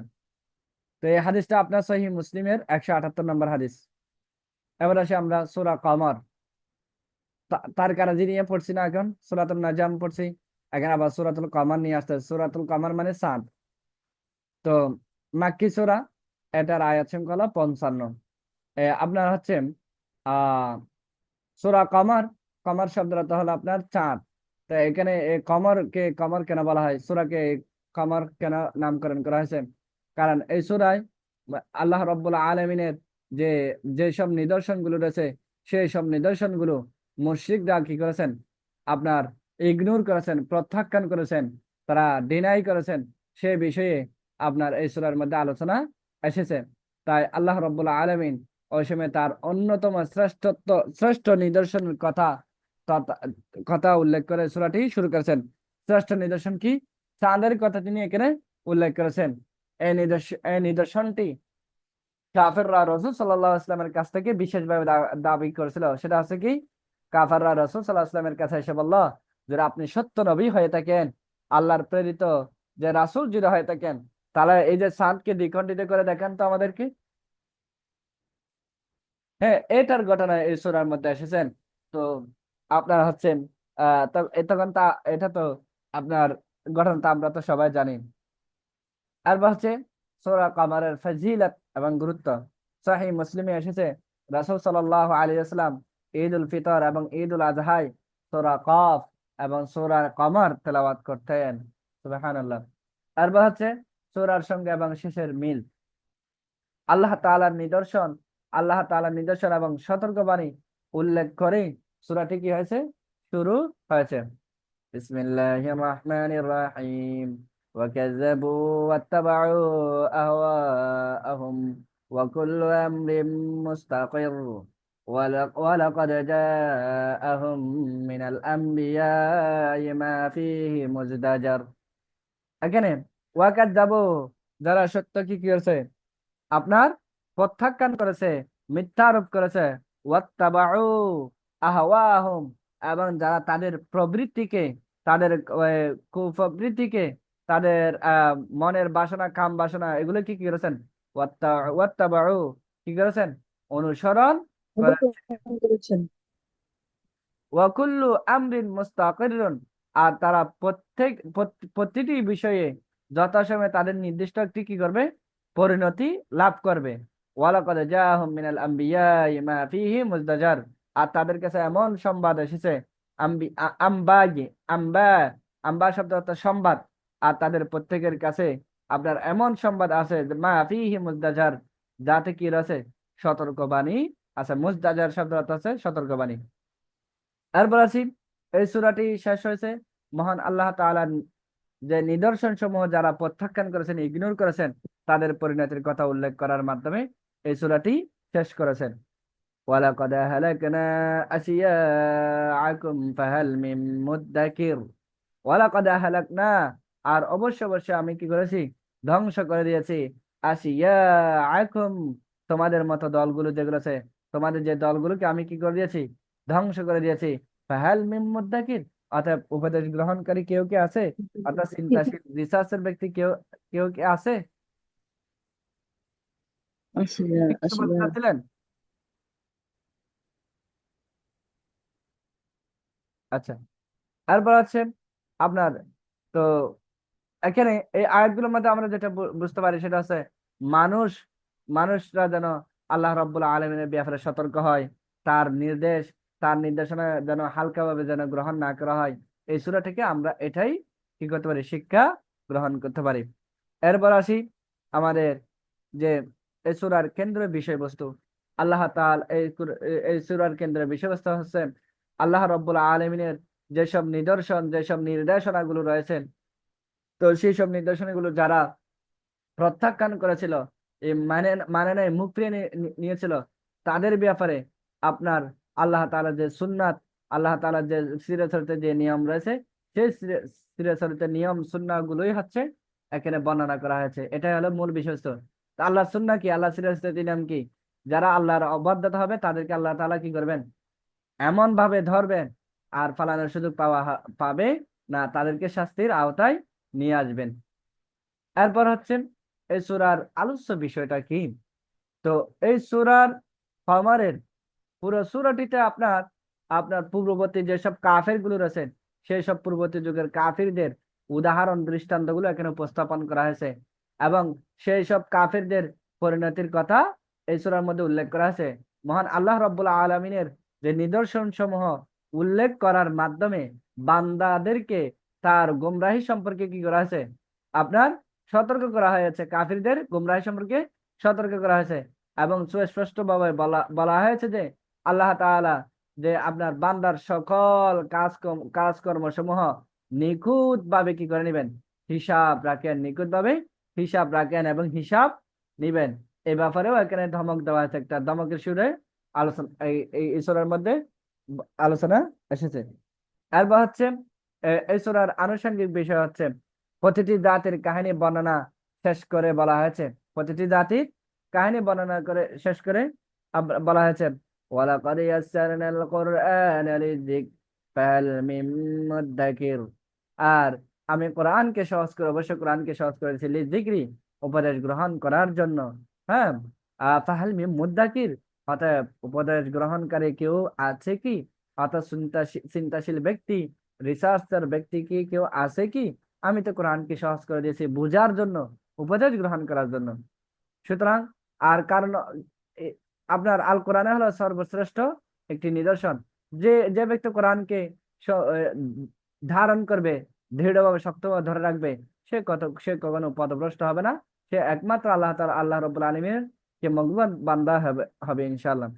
এরপর এই সূরায় মুশরিকদের হককে প্রত্যাখ্যান করার, মুশরিকরা যে হককে আপনার প্রত্যাখ্যান করেছেন, সেসব কথা এখানে সূরার মধ্যে বলা হয়েছে, এবং সেই সাথে তাদের পরিণতির কথাও এই সূরার মধ্যে বলা হয়েছে। কিন্তু মুমিনদের কথা সূরার শেষে শুধুমাত্র কেবল একটি আয়াতেই উল্লেখ করা হয়েছে। এরপর আসি, মুমিনদের সবচেয়ে শক্তিশালী হাতিয়ার হলো দোয়া। মুমিনদের সবচেয়ে শক্তিশালী হলো কি, হাতিয়ার হলো, তলোয়ার হলো কি, দোয়া। কারণ দোয়া হলো আল্লাহ রাব্বুল আলামিনের প্রতি বান্দার মুখাপেক্ষিতার অন্যতম একটি নিদর্শন। তো আর বান্দা সর্বাবস্থায় আল্লাহ তাআলার প্রতি, আল্লাহর দিকে কি হয়, মুখাপেক্ষী হয়। তার অবস্থা এবং অবস্থান দুর্বল হোক বা সবল হোক, কোরআনে এসেছে ফাদাআ রাব্বাহু আন্নী মাগলুবুন ফান্তাসির। ফাদাআ রাব্বাহু, অতঃপর সে তার রবকে ডেকে বলল, আহ্বান করলো, আন্নী মাগলুবুন ফান্তাসির, আন্নী মাগলুব, নিশ্চয় আমি তো অসহায়, আমি অসহায়, ফান্তাসির, সুতরাং আপনি আমাকে সাহায্য করুন। এরপর আসি সূরা রহমান। এটা একটি মাক্কি সূরা, আয়াত সংখ্যা হলো 78। আর রহমান, পরম করুণাময়। আপনার এই সূরাটিকে আর রহমান কেন বলা হয়েছে? কারণ আল্লাহ তাআলা আপনার হচ্ছে আর রহমান এর শব্দ দিয়ে সূরাটি শুরু করেছেন, এই জন্য আর রহমান বলা হয়। তারপর হচ্ছে সূরার শুরুতে এবং সূরার শেষের মিল। সূরাটি শুরু হয়েছে আল্লাহ রাব্বুল আলামিনের গুণবাচক যে 99টি নাম রয়েছে, তার মধ্যে অন্যতম একটি নাম হচ্ছে আর রহমান। এই নাম দিয়ে কি করেছেন, আপনার গুণাবলীর নাম দিয়ে কিন্তু এই সূরাটি শুরু করেছেন, আর রহমান পরম করুণাময়। আবার শেষও হয়েছে আল্লাহ রাব্বুল আলামিনের গুণবাচক নাম উল্লেখ করার মাধ্যমে এই সূরাটি কি করেছেন, শেষ করেছেন। تبارك اسم ربك ذي الجلال والإكرام। تبارك اسم ربك ذي الجلال والإكرام। আর কত মহান তোমার রবের নাম, যিল জালালি ওয়াল ইকরাম, যিনি মহিমাময় এবং যিনি মহানুভব। তো কারণ মানুষের অন্তরে আর রহমান পরম করুণাময় নামটির একটি সুন্দর প্রভাব রয়েছে। আর এই নাম কেবল শুধুমাত্র আল্লাহ রাব্বুল আলামিনের জন্য। আর বিপরীতে আর রহিম নামটি গায়রুল্লাহর জন্য ব্যবহৃত হয়ে থাকে। আর রহিম এটা আপনার হচ্ছে দয়াশীল, পরম দয়ালু, এটা হচ্ছে আপনার গায়রুল্লাহ তথা আপনার গায়রুল্লাহ যারা আছে, আল্লাহ এবং গায়রুল্লাহ সবার জন্য ব্যবহৃত হয়, কিন্তু আর রহমান শুধুমাত্র আল্লাহর জন্য খাস, এটা খাস। আর আর রহিম এটা হচ্ছে কি আম। আর বাসিব এই নামটি বান্দাকে আল্লাহ রাব্বুল আলামিনের দয়া, ভালোবাসা, রহমত, বরকত, নিয়ামত, ইহসান এবং ক্ষমার কথা কিন্তু কি দিয়েছেন, মনে করিয়ে রেখে স্মরণ করিয়ে দেয় আর রহমান এই নামটির মাধ্যমে। এটি আল্লাহ রাব্বুল আলামিনের সুন্দরতম যে আসমাউল হুসনার যে 99টি নাম রয়েছে, সেই 99 নামের মধ্যে অন্যতম একটি নাম। তো সূরা রহমানের কেন্দ্রীয় বিষয়বস্তু কি, দুনিয়া এবং আখিরাতে আল্লাহ রাব্বুল আলামিনের নিয়ামত রাজির কথা স্মরণ করে দিয়ে বান্দাদেরকে আল্লাহ তাআলার প্রতি ঈমান আনার আহ্বান। সূরার আলোচ্য বিষয় দুনিয়াতে আল্লাহ রাব্বুল আলামিনের নিয়ামতের বর্ণনা, তারপর জান্নাতীদের মর্যাদার বিভিন্ন স্তর সম্পর্কে আলোচনা, তারপর মানব জাতির মতো জিনদেরকেও ঈমান এবং তাওহীদের দাওয়াত দেওয়া হয়েছে এবং তাদের জন্য কিন্তু জান্নাত এবং জাহান্নাম রয়েছে, এ ব্যাপারে এই সূরার মধ্যে আলোচনা এসেছে। আর হচ্ছে আনুষঙ্গিক বিষয়, কোরআন মহান আল্লাহ তাআলার কালাম, আর এটি মাখলুক বা সৃষ্টি নয়। কারণ আল্লাহ তাআলা বলেন আল্লামাল কোরআন, তিনি শিক্ষা দিয়েছেন, কি দিয়েছেন, তিনি কোরআন শিক্ষা দিয়েছেন। এখানে কোরআন শিক্ষা দেওয়ার কথা বলা হয়েছে, কোরআন সৃষ্টি করার কথা বলা হয়নি। তারপরে গোটা বিশ্ব জগৎ আল্লাহ তাআলা কি কি করে থাকেন, সিজদা করেন। এরপর হচ্ছে জিন মানুষের চেয়েও শক্তিশালী। জিন হচ্ছে কি মানুষের চেয়েও শক্তিশালী, কারণ শক্তি এবং সক্ষমতার কথা বলতে গিয়ে তিনি জিনের কথা মানুষের আগেই কিন্তু তিনি উল্লেখ করেছেন সূরাতুর রহমানের মধ্যে। তারপর হচ্ছে মানুষ জিনের চেয়ে বেশি জ্ঞানী। ক্ষমতা শক্তির দিক দিয়ে জিনেরা শক্তিশালী, আর জ্ঞানের দিক দিয়ে মানুষ শক্তিশালী। কারণ আল্লাহ তাআলা বলেন খালাকাল ইনসান, তিনি মানুষ সৃষ্টি করেছেন, আল্লামাহুল বায়ান, এবং তাকে মনের ভাব প্রকাশ করতে তিনি কি দিয়েছেন, বায়ান শিক্ষা দিয়েছেন। মনের ভাব মানে বর্ণনা করার জ্ঞান শিক্ষা দিয়েছেন। এরপর আসি আল্লাহ রাব্বুল আলামিন বলেছেন যে প্রতিটি মুমিনদের জন্য রয়েছে দুটি জান্নাত, কারণ মুমিনরা জান্নাতে কাফিরদের ঘরগুলোরও কি হবে, মালিক হবে। এরপর আসি সূরা ওয়াকিয়া, এটা একটা মাক্কি সূরা এবং এটার আয়াত সংখ্যা হলো 96টি। এই সূরাটির নাম হচ্ছে আল ওয়াকিয়া। ওয়াকিয়া শব্দ অর্থ হচ্ছে ঘটনা, ওয়াকিয়া শব্দ অর্থ হচ্ছে কিয়ামত। কেন এই নামগুলো আনা হয়েছে, তা কারণ হচ্ছে ওয়াকিয়া এটা কিয়ামত সমূহের নামগুলোর মধ্যে অন্যতম একটি নাম হলো ওয়াকিয়া। আর আল্লাহ রাব্বুল আলামিন এই নামটি দিয়েই কিন্তু সূরাটি শুরু করেছেন, ইযা ওয়াকাতিল ওয়াকিয়া, যখন কিয়ামত সংঘটিত হবে, যখন কিয়ামত সংঘটিত হবে। সূরার শুরু এবং শেষের মিল প্রসঙ্গে আসি। সূরাটি শুরু হয়েছে মানুষের কিয়ামত দিনের বিভিন্ন অবস্থান উল্লেখ করে আল্লাহ রাব্বুল আলামিন এই সূরাটি শুরু করেছেন। ফাআসহাবুল মাইমানাতি মা আসহাবুল মাইমানাহ ওয়া আসহাবুল মাশআমাতি মা আসহাবুল মাশআমাহ ওয়াস-সাবিকুনা আস-সাবিকুন। ফাআসহাবুল মাইমানা অথবা ডান দিকের দল, ডান দিক অধিবাসী, মা আসহাবুল মাইমানা, কত ভাগ্যবান আপনার হচ্ছে কি ডান দিকের দল, ডান দিকের অধিবাসীরা। ওয়া আসহাবুল মাশআমাতি মা আসহাবুল মাশআমা, আর বাম দিকের দল, বাম দিকের অধিবাসী, বাম দিকের কতই না হতভাগ্য। ওয়াসাবিকুনা সাবিকুন, আর যারা অগ্রবর্তী তারা তো অগ্রবর্তী, অর্থাৎ যারা আগেভাগে আছে তারা তো আগেভাগেই আছেন। এরপর আসি, সূরাটির শেষ হয়েছে একই বিষয়ের উল্লেখ করে, অর্থাৎ কিয়ামতের দিনের বিভিন্ন অবস্থান উল্লেখ করার মধ্যে সূরাটি শেষ হয়েছে। فأما إن كان من المقربين فروح وريحان وجنة نعيم. وأما إن كان من أصحاب اليمين فسلام لك من أصحاب اليمين. وأما إن كان من المكذبين الضالين فنزل من حميم. فأما إن كان من المقربين, যদি সে আল্লাহ তাআলার প্রিয় বান্দাদের মধ্যে যদি একজন হয়, ফারাউহু ওয়া রাইহানুন ওয়া জান্নাতুন নাঈম, তাহলে তার জন্য কি রয়েছেন? শান্তি, রহ, রাউহুন অর্থাৎ শান্তি, রায়হান উদ্যান, এম, রায়হান উত্তম জীবন যাপন করা, উত্তম জীবন যাপন, ওয়া জান্নাতুন নাঈম এবং জান্নাত, জান্নাতুন নাঈম, জান্নাতুন নাঈম সুখময় উদ্যান। তাহলে যদি সে আল্লাহ তাআলা প্রিয় বান্দাদের মধ্যে যদি আপনার একজন হয়, তাহলে তার জন্য তিনটা সুসংবাদ রয়েছে, তার জন্য তিনটা আল্লাহ তাআলার নিয়ামত রয়েছেন। সেটা হচ্ছে কি? রৌহ শান্তি, রায়হান উত্তম উত্তম জীবন যাপনের উপকরণ, ও জান্নাতুন নাঈম এবং জান্নাতুন নাঈম তিনটা কি রয়েছেন? পুরস্কার। ওয়া আম্মা ইন কানা মিন আসহাবিল ইয়ামিন, আর সে যদি ডান দিকের অধিবাসীদের মধ্যে একজন হয়, ফাসালামুল লাকা মিন আসহাবিল ইয়ামিন, তখন তাদেরকে তখন তাদেরকে কি বলা হবে? যে ফাসালামুল লাকা, তোমাদের জন্য সালাম, মিন আসহাবিল ইয়ামিন, ডান দিকের লোকদের পক্ষ থেকে তোমাদেরকে সালাম। ওয়া আম্মা ইন কানা মিনাল মুকাজ্জিবিন আদ-দালিন, আর যদি সে অবিশ্বাসী, মিথ্যাবাদী বা পথভ্রষ্টদের মধ্যে যদি একজন হয়ে থাকে, ফানাজুলুম মিন হামিম, তখন তার জন্য থাকবে নজুলুন হামিম, নজুলুম মিন হামিম, উত্তপ্ত পানির আপ্যায়ন থাকবে। উত্তপ্ত পানির, এমন পানি যে পানিগুলো আছে আপনার গরমে খুব মানে সর্বোচ্চ লেভেলের গরম পানির আপ্যায়ন থাকবে তাদের জন্য।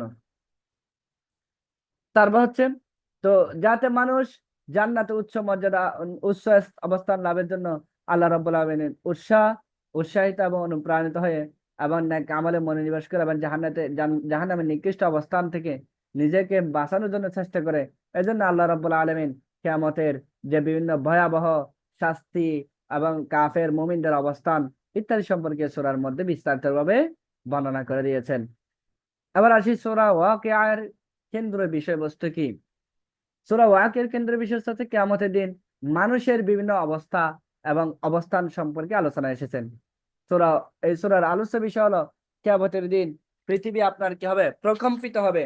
আপনার আপনার পৃথিবী কেঁপে উঠবে, পাহাড় ছিন্ন বিচ্ছিন্ন হয়ে যাবে, পাহাড় কি হয়ে যাবে? ছিন্ন বিচ্ছিন্ন হয়ে যাবে। এবং শেষ বিচারের দিন অর্থাৎ কাল কিয়ামতের ময়দানে দিন মানুষ তিন ভাগে বিভক্ত হয়ে যাবে। এক নম্বর হচ্ছে মুকাররাবুন, আল্লাহর নৈকট্য প্রাপ্ত বান্দা, আর হচ্ছে দুই নম্বর হচ্ছে আপনার আসহাবুল ইয়ামিন, ডান দিকের লোক, আসহাবুল ইয়ামিন ডান দিকের লোক। আর হচ্ছে তিন তিন তিন নম্বর দল হবে আসহাবুল শিমাল, বাম দিকের দল লোক থাকবে। তাহলে কাল কিয়ামতের ময়দানে কয় ধরনের মানুষ থাকবে? তিন ধরনের মানুষ। একটা হলো মুকাররাবুন, একটা হলো আসহাবুল ইয়ামিন, আর একটা হচ্ছে আসহাবুল শিমাল।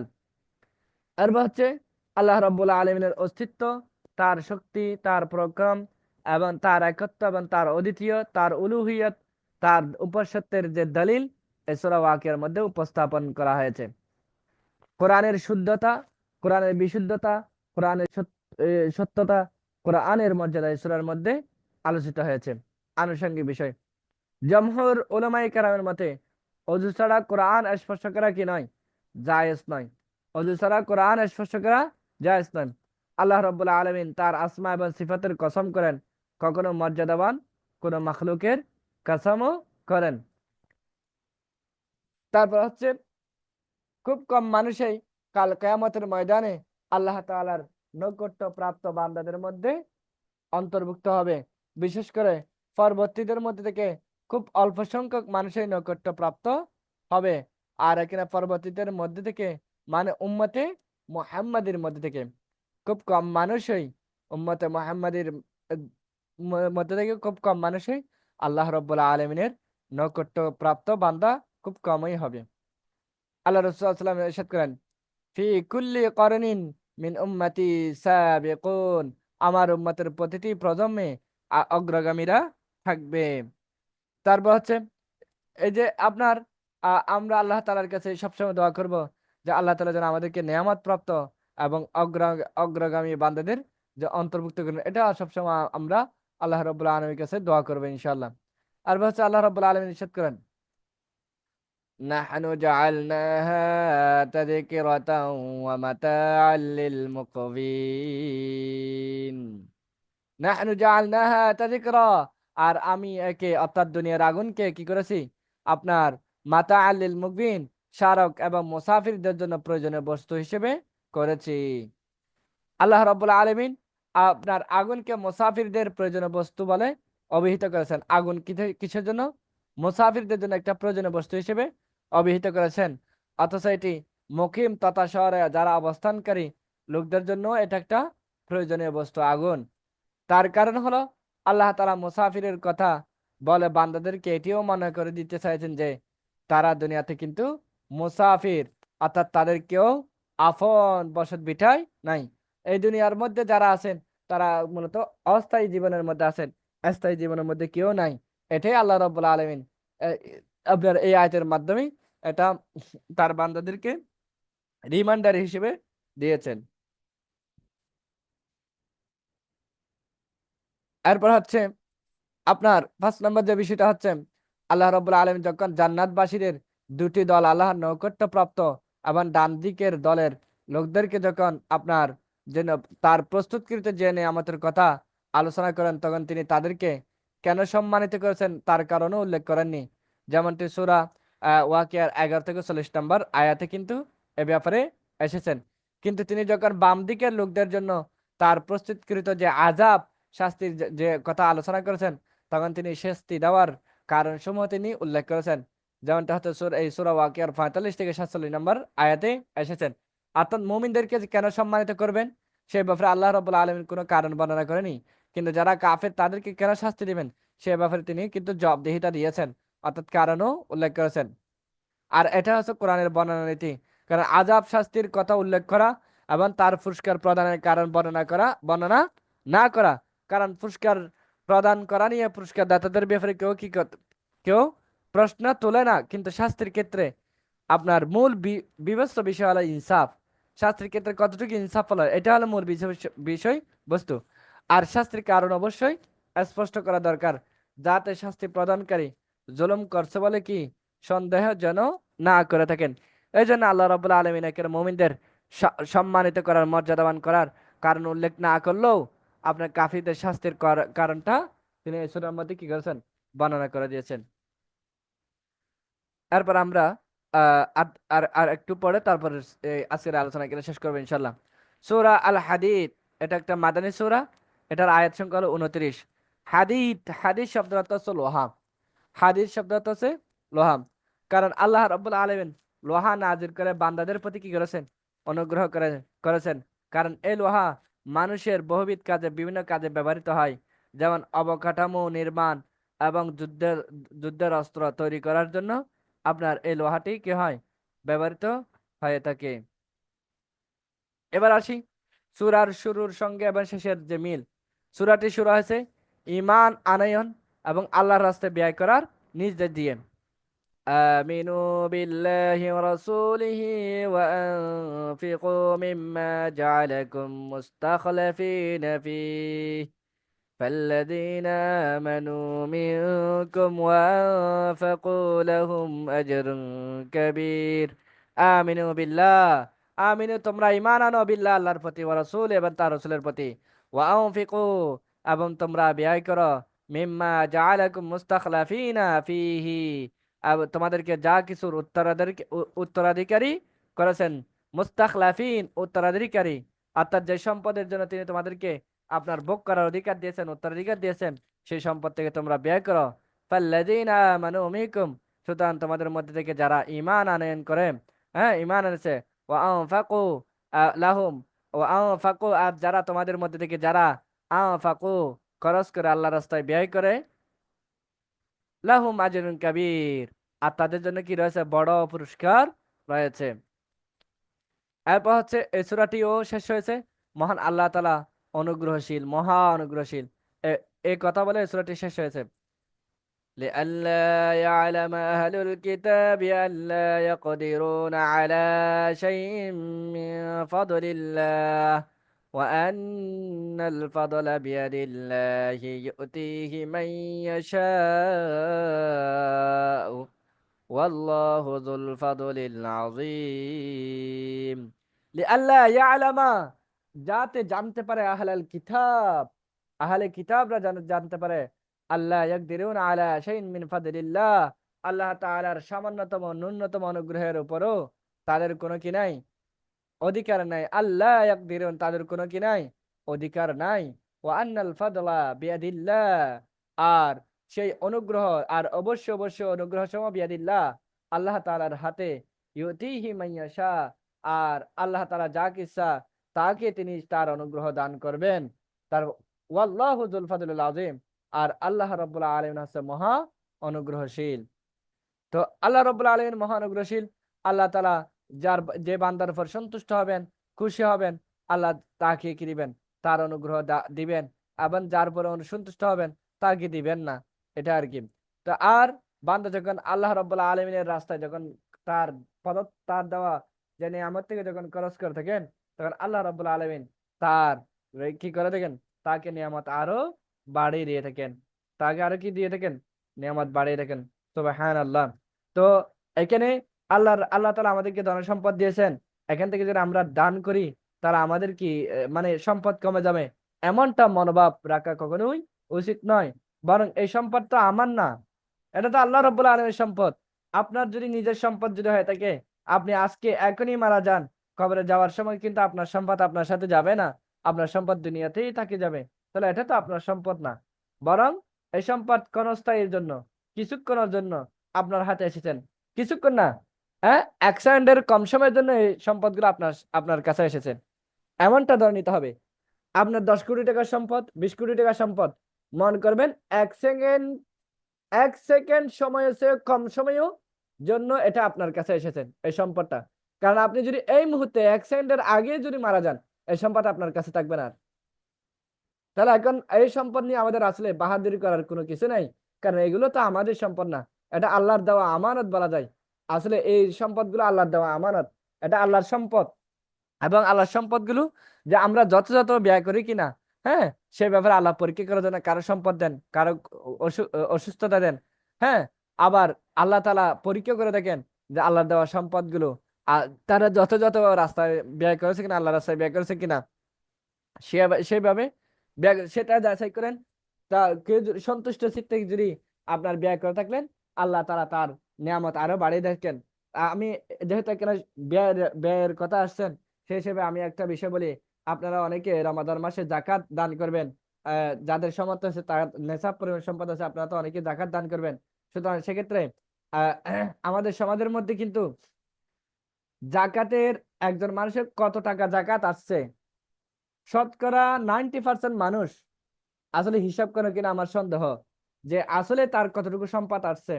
আলহামদুলিল্লাহ এখন প্রযুক্তি অনেক উন্নত হয়েছে আপনারা দেখবেন শেখ আহমদুল্লাহ হাফিজাহুল্লাহ সহ আরো বিভিন্ন বিভিন্ন আপনারা দেখবেন জাকাত ক্যালকুলেটর বের হয়েছে যে আমি আপনাদের কাছে অবশ্যই রিকোয়েস্ট রাখবো অবশ্যই রিকোয়েস্ট করবো আপনারা জানো কি করবেন আপনার সম্পদটা যথাযথভাবে ক্যালকুলেটর হিসাব করে জাকাতটা আদায় করবেন। যদি আপনি যদি ক্যালকুলেটর হিসাব করে যদি জাকাতটা যদি আদায় না করেন কালকে কালকে কাল কিয়ামতের ময়দানে আল্লাহ রাব্বুল আলামিনের কাছে আপনাকে জবাবদিহিতা করতে হবে। কারণ এই জাকাত এটা কিন্তু বান্দার হক। এটা কার হক? বান্দা, এটা আল্লাহর হক না। আল্লাহর হক কি? তার সম্পদ যথাযথ ব্যয় করছেন কিনা। এবং এটাও কিন্তু বান্দার হক এই জাকাত। এই জাকাত, এটা জাকাত দিলে মানুষ কখনো সম্পদ কিনি কমে না, জাকাত আরো বাড়ে। জাকাত দিলে কি হয় না? সম্পদ কমে না, বরং জাকাত দিলে সম্পদ বৃদ্ধি পায়, সম্পদ পবিত্রতা হয়। এই যে আমরা এখন ফিতরা আদায় করব, ফিতরা কেন আদায় করি? জানো, রমাদানের যে আমাদের অহেতুক অশ্লীল কথাবার্তা ইত্যাদি ইত্যাদি, রমাদানকে পবিত্র করার জন্য, সিয়ামকে পবিত্র করার জন্য আমরা কি করি? ফিতরা আদায় করব। তো ঠিক তদ্রুপ জাকাতের আদায়টাও হচ্ছে আপনার কিসের জন্য? যে আপনার সম্পদের পবিত্রতা রক্ষা করা। সুতরাং আমি আপনাদের কাছে যেটা হাত জোর করে যেটা রিকোয়েস্ট করব, আল্লাহ তাআলা আপনাকে সম্পদটা দিয়েছেন, এটা আল্লাহর নিয়ামত দিয়েছেন। এই নিয়ামতটা কিন্তু আপনার না। আপনি হয়তো কষ্ট করেছেন অর্জন করার জন্য, আল্লাহ আপনাকে দিয়েছেন, কিন্তু এটা কিন্তু আপনার, আসলে আপনার সম্পদ না। এই মুহূর্তে যদি 1 সেকেন্ডের মধ্যে আপনি মারা যান, সেই সম্পদ কিন্তু আপনার না। কাল কিয়ামতের ময়দানে এই সম্পদ কিন্তু আপনার বিরুদ্ধে নালিশ করবে। সুতরাং যেটা আল্লাহর একটা ফরজ বিধান, যাদের যাদের যাকাত ফরজ হয়েছে, আপনারা অবশ্যই অবশ্যই যে আপনার বিভিন্ন যে শাইখ আহমদুল্লাহ থেকে শুরু করে আর বিভিন্ন সফটওয়্যার এখন বের হয়েছে জাকাত, যে আপনার টাকা কত টাকা জমা আছে সেটার উপর জাকাত কিরকম আসবে, এবং আপনার হাতে স্বর্ণের উপর কিরকম জাকাত আসবে, আপনার মানুষকে কর্জ দিয়েছেন সেই কর্জের উপর জাকাত আসবে কিনা, ইত্যাদি ইত্যাদি ইত্যাদি ইত্যাদি আরো বিভিন্ন সব বিষয় নিয়ে কি করেছেন এখানে আপনার সব হিসাব ইনক্লুড করে দেওয়া হয়েছে। সুতরাং যাদের জাকাত ফরজ, আপনার অবশ্যই অবশ্যই এগুলো একটু কি করবেন? মেনটেন করে আল্লাহর রাস্তায় ব্যয় করে দিবেন ইনশাআল্লাহ। আবার আসি, এই সূরার কেন্দ্রের বিষয়বস্তু আছে আল্লাহর রাস্তায় দান করা। আল্লাহর রাস্তায় কি করা? আপনার হচ্ছে আল্লাহর রাস্তায় দান করা কঠিন, অন্তরের সর্বোত্তম চিকিৎসা। দেখছেন যে আল্লাহর রাস্তা, আল্লাহ তাআলা এটা জানেন যে আল্লাহ তাআলা যে মানুষকে ধন সম্পদ দিলে সেটা যে আপনার কি করবে না, যে আপনার মানুষরা যে দান করতে চাইবে না, আল্লাহ রাস্তায় যে দান করতে চাইবে না, এটা কিন্তু আল্লাহ রাব্বুল আলামিন কি করতেছেন এখানে এই সূরার মাধ্যমে, যে মানুষের কঠিন অন্তরের সর্বোত্তম চিকিৎসা, সেই চিকিৎসা হচ্ছে অন্তরের কঠিন অন্তরের সর্বোত্তম চিকিৎসা হচ্ছে আল্লাহ রাস্তায় দান করা, আল্লাহ রাস্তায় দান করা। এরপর আসি, এই সূরার আলোচ্য বিষয় আছে আল্লাহ রাব্বুল আলামিনের পবিত্রতা বর্ণনা করা। আল্লাহ রাব্বুল আলামিনের পবিত্রতা, তার শক্তি, তার পরাক্রম এবং তার জ্ঞান ও প্রজ্ঞার বর্ণনা। তারপর মানুষ কেবল উত্তরাধিকার সূত্রে সম্পদ বুক দখলের অধিকার লাভ করে, সম্পদের প্রকৃত মালিক আল্লাহ তাআলা। তার আল্লাহর সঙ্গে মুমিনদের চুক্তির কথা স্মরণ করে দেওয়া হয়েছে। বিজয়ের আগে এবং পরে আল্লাহর রাস্তায় ব্যয় করার ফজিলত, কিয়ামতের দিন মুনাফিক এবং সংশয়বাদীদের অবস্থা, আল্লাহর রাস্তায় ব্যয় করার সুফল, ফজিলত এবং বরকত, এবং নশ্বর এই জগতের স্বরূপ এবং প্রকৃতি সম্পর্কে এই সূরার মধ্যে আলোচনা এসেছে।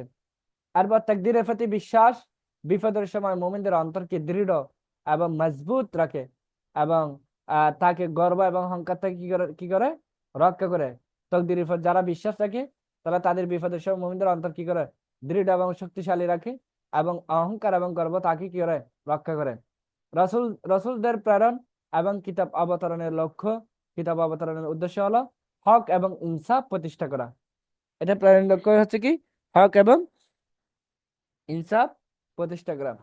আনুষঙ্গিক বিষয় যে বলা হয়তো কিন্তু কোরআনের যত জায়গায় ইয়া আইয়ুহাল্লাযীনা আমানু, হ্যাঁ মুমিনগণ বলে সম্বোধন করা আছে, সব জায়গায় উম্মতে মুহাম্মাদীর মুমিনদেরকে সম্বোধন করা আছে। তবে এই সূরার 28 নম্বর আয়াতে ইয়া আইয়ুহাল্লাযীনা আমানু বলে যাদেরকে সম্বোধন করা আছে, তাহলে আহলে কিতাবের যে মুমিনদেরকে সম্বোধন করা হয়েছে। তাফসীরে ইবনে সাদি। তারপর আল্লাহ রাব্বুল আলামিন ইরশাদ করেন, وما لكم ألا تنفقوا في سبيل الله ولله ميراث السماوات والأرض لا يستوي منكم من أنفق من قبل الفتح وقاتل أولئك أعظم درجة من الذين أنفقوا من بعد وقاتلوا وكلا وعد الله الحسنى والله بما تعملون خبير وما لكم, আর তোমাদের কি হয়েছে, আল্লাহ তুনফিকু ফি সাবিলিল্লাহ, তোমরা আল্লাহর রাস্তায় ব্যয় করছো না, ব্যয় করো না, তোমাদের কি হয়েছে? ওয়ালিল্লাহি মিরাসুস সামাওয়াতি ওয়াল আরদ, আর আসমান এবং জমিনের উত্তরাধিকারী আর একমাত্র মালিক তো আল্লাহ। তারপরে তোমরা কেন আল্লাহর রাস্তায় ব্যয় করতেছো না কেন? আল্লাহর সম্পদ তোমাদেরকে দেওয়া হয়েছে, তোমরা সেই আল্লাহর সম্পদটাকে ব্যয় করতেছো না কেন? এখানে প্রশ্ন ছুড়ে দিয়েছেন, লা ইয়াস্তাবি মিনকুম, লা ইয়াস্তাবি মিনকুম। আর তারা কি নয়, মিনকুম তোমাদের মধ্যে থেকে, তারা তোমাদের মধ্যে থেকে তারা কি নয়, লা লা ইয়াস্তাবি সমান নয়, মান আনফাকা যে ব্যক্তি ব্যয় করে, মিন কবলিল ফাতহি বিজয়ের আগে, ওয়াকাতালা এবং বিজয়ের পূর্বে, যারা কি করেছেন, আপনার বিজয়ের পূর্বে যারা ব্যয় করছে, ওয়াকাতালা এবং যুদ্ধ করেছে, তারা অন্যদের কি নয়, সমান নয়। উলাইকা আযামু দারাজা, আর তারা হচ্ছে কি করবেন, আপনার ওই তাদের মর্যাদায় তারা সবচেয়ে বড়, মর্যাদা তারা সবচেয়ে কি থাকবে, বড় থাকবে। মিনাল্লাযীনা আনফাকু, যারা কি করেছেন, ব্যয় করেছে, মিন বাদি বিজয়ের পরে, ওয়াকাতালু এবং লড়াই করেছে, ওয়াকুল্লাম ওয়াদাল্লাহুল হুসনা, আর আল্লাহ তাআলা প্রত্যেককে কল্যাণের কি দিয়েছেন, ওয়াদা দিয়েছেন, প্রতিশ্রুতি দিয়েছেন। ওয়াল্লাহু বিমা তা'মালুনা খাবীর, আর তোমরা যাই কিছু করো না কেন, আল্লাহ তাআলা সব কিছুর খবর রাখেন। আর সকল সাহাবী কিন্তু এই সূরার মধ্যে আরেকটা বিষয় হচ্ছে, সকল সাহাবী কি করবেন, জান্নাতে প্রবেশ করবেন। যে সাহাবী কাদেরকে বলা হয়, যারা ঈমানের চোখে রাসূল সাল্লাল্লাহু আলাইহি ইসলামকে দেখেছেন এবং ঈমানের চোখে আপনার ঈমান নিয়ে দুনিয়া থেকে বিদায় নিয়েছেন, কিন্তু ঈমান এনেছেন, কিন্তু ঈমান নিয়ে দুনিয়া থেকে বিদায় নেননি, তারা জান্নাতে হতে পারবে না। তাহলে ঈমানের সহিত আপনার কি হবে, ঈমানের সহিত আপনার রাসূল সাল্লাল্লাহু আলাইহি ওয়াসাল্লামকে দেখা এবং ঈমানের সহিত দুনিয়া থেকে বিদায় নেওয়া, এটা হচ্ছে আপনার আহ সাহাবীদের পরিচয়। আর হচ্ছে ইমাম কুরতুবী রাহিমাহুল্লাহ বলেন যে পূর্ববর্তী অগ্রগামী যে সাহাবী, পরবর্তীকালে যে কাফেলায় যোগ দেওয়া সাহাবী, সবাইকে আল্লাহ তাআলা জান্নাতের প্রতিশ্রুতি দিয়েছেন। তবে তাদের মধ্যে মর্যাদার বিভিন্ন স্তর থাকবে। যারা আগে ছিলেন তাদের মর্যাদা একরকম হবে, যারা পরে ছিলেন তাদের মর্যাদা একটু অন্যরকম হবে, এরকমটাই বলা হয়েছে আর কি। আল্লামা ইমাম ইবনে হাজম রাহিমাহুল্লাহ বলেন, বিশুদ্ধ নিয়তে সামান্য সময়ে যারা রাসূল সাল্লাল্লাহু আলাইহি ওয়াসাল্লামের সুহবত, রাসূল সাল্লাল্লাহু আলাইহি ওয়াসাল্লামের সান্নিধ্যে ছিলেন, তারা হচ্ছে কি জান্নাতি। শাইখুল ইসলাম ইমাম ইবনে তাইমিয়া রাহিমাহুল্লাহ বলেন, এই ব্যাপারে দলিল স্পষ্ট যে সাহাবীগণ হচ্ছে কি জান্নাতি। কঠিন অন্তরের সবচেয়ে কার্যকর চিকিৎসা হলো ইনফাক ফি সাবিলিল্লাহ, তথা আল্লাহর তাআলার রাস্তায় ব্যয় করা। এই সূরায় বহুবার আল্লাহ তাআলা আল্লাহ তাআলা কি করেছেন, তার রাস্তায় ব্যয় করার নির্দেশ দেওয়া হয়েছে। কখনো আল্লাহ তাআলা প্রত্যক্ষভাবে, কখনো পার্থিব অর্থবিত্ত, কখনো কৃপণতার নিন্দার মাধ্যমে, পরোক্ষভাবে আল্লাহ তাআলা এই যে তার রাস্তায় ব্যয় করার জন্য নির্দেশ দিয়েছেন। এই আয়াতগুলো নিয়ে আমরা একটু চিন্তা করি। آمنوا بالله ورسوله وأنفقوا مما جعلكم مستخلفين فيه فالذين آمنوا منكم وأنفقوا لهم أجر كبير। এই আয়াতের অর্থ তো আমরা পড়েছিলাম। তারপর ওয়ামা আলাইকুম আল্লাহ তুনফিকু ফি সাবিলিল্লাহ, এটাও আমরা পড়েছিলাম। এই আয়াতগুলো নিয়ে আমরা একটু চিন্তা করি। চিন্তা করলে চিন্তার খোরাক সবগুলো কিন্তু বের হয়ে যাবে। আল্লাহ রাস্তায় কেন আমাদেরকে ব্যয় করতে হবে, সে ব্যাপারে এখানে উত্তর আপনারা পেয়ে যাবেন যদি আমরা একটু কি করি, চিন্তা করি। এরপর এই আয়াতটা একটু পড়ি। মা যাল্লাযী ইউকরিদুল্লাহ করদান হাসানা ফায়ুদাইফাহু লাহু ওয়া লাহু আজরুন কারীম। মান, তোমাদের মধ্যে কে আছে, আল্লাযী, যিনি ইউকরিদুল্লাহ করদান হাসানা, আল্লাহ রাব্বুল আলামিনকে কর্জা কর্জা হাসানা দিতে পারে। তোমাদের মধ্যে কে আছে, এমন কে আছে যে আল্লাহ তাআলাকে কর্জা হাসানা দিতে পারে। ফায়ুদাইফাহু, আর তিনি তার জন্য তিনি কি করে দিবেন, তা বহুগুণে বৃদ্ধি করে দিবেন। আল্লাহ তাআলাকে কর্জা হাসানা দিলে সেটা তিনি কি দিবেন, ফায়ুদাইফাহু বহুগুণে বাড়িয়ে দিবেন। ওয়ালাহু আজরুন কারীম, আর তার জন্য কি রয়েছেন, মহা পুরস্কার রয়েছে, সম্মানজনক পুরস্কার রয়েছে।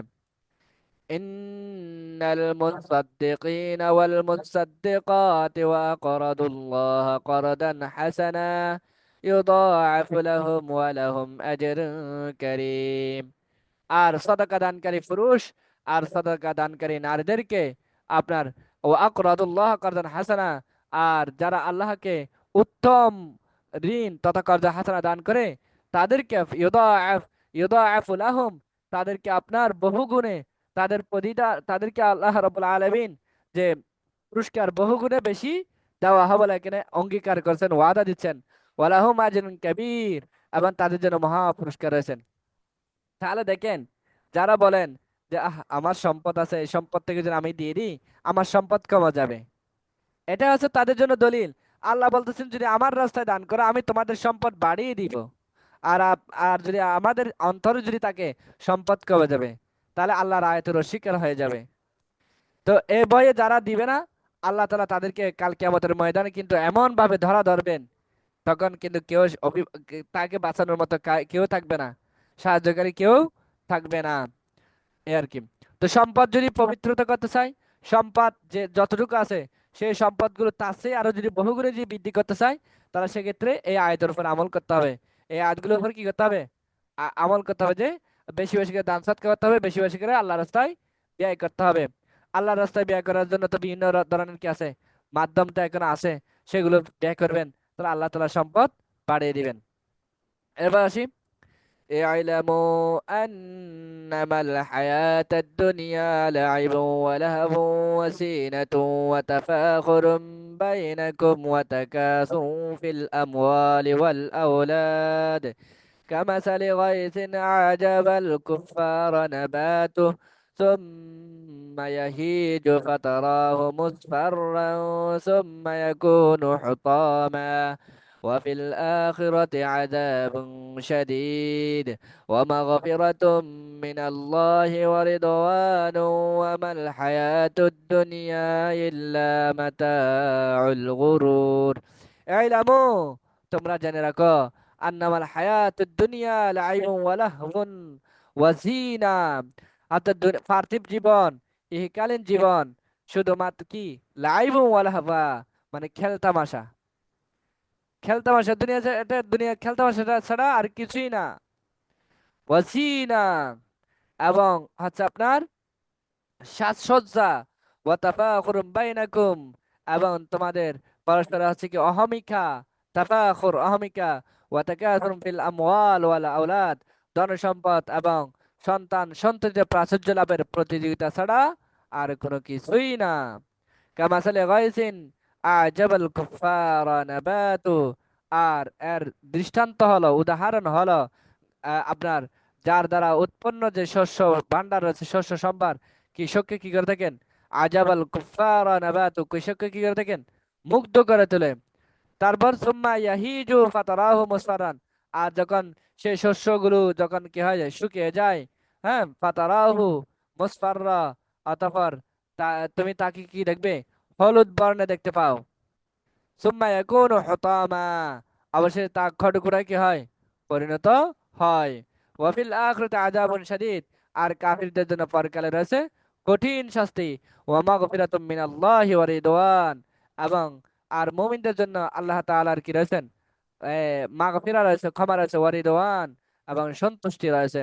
ওয়া মাল হায়াতুদ দুনিয়া ইল্লা মাতাউল গুরুর, আর পার্থিব জীবন, দুনিয়ার জীবন প্রতারণার উপকরণ ছাড়া আর কোনো কিছুই না। সুতরাং আমরা দুনিয়ার জন্য, দুনিয়ার পিছনে না ছুটে আখিরাতের পিছনে আমাদেরকে ছুটতে হবে। যে আখিরাতে আমাদের চিরস্থায়ী জীবন, যে আখিরাতে আমাদের চিরস্থায়ী স্থান হবে, যে আখিরাতে আমাদের কি হবে, চিরস্থায়ী স্থান হবে, সেই আখিরাতের প্রতি আমাদের কি করতে হবে, আপনার মনোনিবেশ করতে হবে। এবং হচ্ছে আপনার এই সে আখিরাতের জন্য আমাদেরকে পিছনে পিছনে ধরতে হবে, এটা আর কি।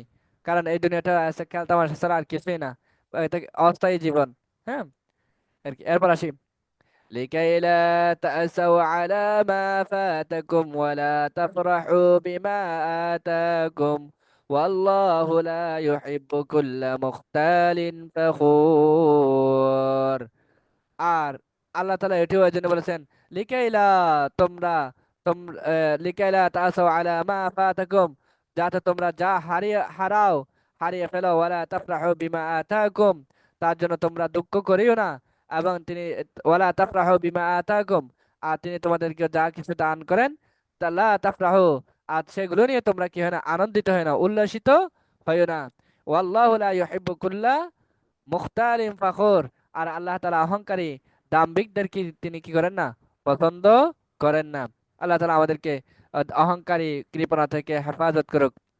الذين يبخلون ويأمرون الناس بالبخل ومن يتول فإن الله هو الغني الحميد الذين يبخلون যারা কি করে থাকেন কৃপণতা করে ওয়ায়ামুরুনা الناس بالبخل আবার মানুষদেরকে কার্পণ্যতা করতে বলে, হ্যাঁ আদেশ করে, অর্থাৎ আল্লাহ তাআলা তাদের দানের মুখাপেক্ষী নন।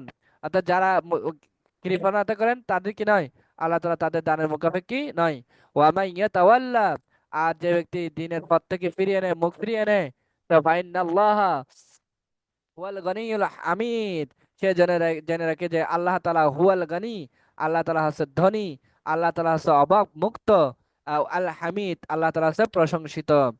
আল্লাহ রাব্বুল আলামিন আর ইরশাদ করেন, লাকাদ আরসালনা রুসুলানা বিল বায়িনাতি ওয়া আনসালনা মাআহুমুল কিতাবা ওয়াল মিজানা ليقوم الناس بالقسط وأنزلنا الحديد فيه بأس شديد ومنافع للناس وليعلم الله من ينصره ورسله بالغيب إن الله قوي عزيز لقد أرسلنا رسلنا আমি বিল বাইয়িনাত, আর আমি অবশ্যই অবশ্যই স্পষ্ট সুস্পষ্ট নিদর্শন সমূহ আমার রসুলদের আমি কি করেছি, পাঠিয়েছি। ওয়া আনজালনা মাআহুমুল কিতাব, আর আমি তাদের সাথে সাথে শুধু রসুল পাঠিয়েছি না, আমি তাদের সাথে সাথে কি পাঠিয়েছি, কিতাবও পাঠিয়েছি। ওয়াল মিজান, এবং ইনসাফের ন্যায়ের মানদণ্ডও দিয়েছি, মিজান দিয়েছি। লিয়াকুমান নাস বিল কিসতি, যাতে মানুষ কি করতে পারে, ন্যায় বিচার প্রতিষ্ঠিত করতে পারে। এজন্য শুধু কিতাব দিয়েছি না, কিতাবের সাথে সাথে মিজানও দিয়েছি, দাঁড়ি পাল্লা দিয়েছি। ওয়া আনজালনাল হাদিদা, এবং আমি লোহাও দিয়েছি। ফিহি বাসুন শাদীদ, যাতে রয়েছে আপনার প্রচন্ড কি রয়েছে, শক্তি রয়েছে, প্রচন্ড শক্তি রয়েছে। ওয়া মানাফিউ লিন-নাস, আর এই লোহা মানুষের নানান কাজে কি হয়, উপকার লাভ, উপকারে আসে। ওয়ালিয়ালাম আল্লাহু মান ইয়ানসুরুহু, আর আল্লাহ তাআলা যাতে পরীক্ষা করতে পারেন, কি জানতে পারেন, পরীক্ষা করতে পারেন, মান ইয়ানসুরুহু, কে তাকে সাহায্য করে, ওয়া রাসূলুহু, এবং কে তার রসুলদেরকে সাহায্য করে, বিল গায়বি, অদৃশ্যের প্রতি, অর্থাৎ অদৃশ্য থেকে, অর্থাৎ যে কে আল্লাহকে না দেখে সাহায্য করে, কে তার তার রসুলকে না দেখে সাহায্য করে, এটা পরীক্ষা করতে তিনি চান, জানতে চান যে আল্লাহ তাআলা কিতাব রসুল পাঠিয়েছেন, রসুলের সাথে কিতাব দিয়েছেন, মিজান দিয়েছেন, যাতে মানুষের ভিতরে আপনার কি ন্যায় বিচার প্রতিষ্ঠিত করতে সক্ষম হয়। তা লোহা দিয়েছেন যাতে মানুষের নানান কাজে এটা উপকার উপকার লাভ করে। তো এগুলো সব দিয়েছেন আল্লাহ তাআলা, আবার তাদেরকে কেন দিয়েছেন, কি জন্য, পরীক্ষা করার জন্য, যে কে আল্লাহ তাআলাকে এবং আল্লাহর রসুলকে না দেখে বিশ্বাস করে, ঈমান আনে, হ্যাঁ সাহায্য করে। ইন্নাল্লাহ কাবিন আজিজ, নিশ্চয় আল্লাহ তাআলা শক্তিশালী এবং হচ্ছে পরাক্রমশালী। এরপর আসি আপনার একামতে দিন তথা দিন প্রতিষ্ঠা দুটি বিষয়ের উপর নির্ভর করে। একামতে দিন তথা দিন প্রতিষ্ঠা কয়টি বিষয়ের উপর, দুটি বিষয়ের উপর। একটা হলো পথ প্রদর্শনকারী কিতাব, আরেকটা হলো সাহায্যকারী তরবারি। কোরআনে এই দুটি বিষয়কে আপনার এইভাবে উপস্থাপন করা হয়েছে। এক হলো কিতাব, আল কিতাব ওয়াল মিজান, কিতাব এবং ইনসাফের মানদণ্ড, মানুষের হেদায়ত, তাদের সামনে হক এবং সত্যকে স্পষ্ট করে বয়ান করা, তাদের মাঝে ন্যায়ের শাসন জারি করা। আর তাছাড়া আনজালনাল হাদিদ, আমি লোহা নাযিল করেছি, এখানে প্রতিরক্ষা শক্তির প্রতি ইঙ্গিত করা হয়েছে, যে যেটি কাফের এবং জালেমদের হাত থেকে দ্বীনে আকীদা মানহাজের হেফাজত, শরিয়া শাসনের নিরাপত্তা বিধান করবে।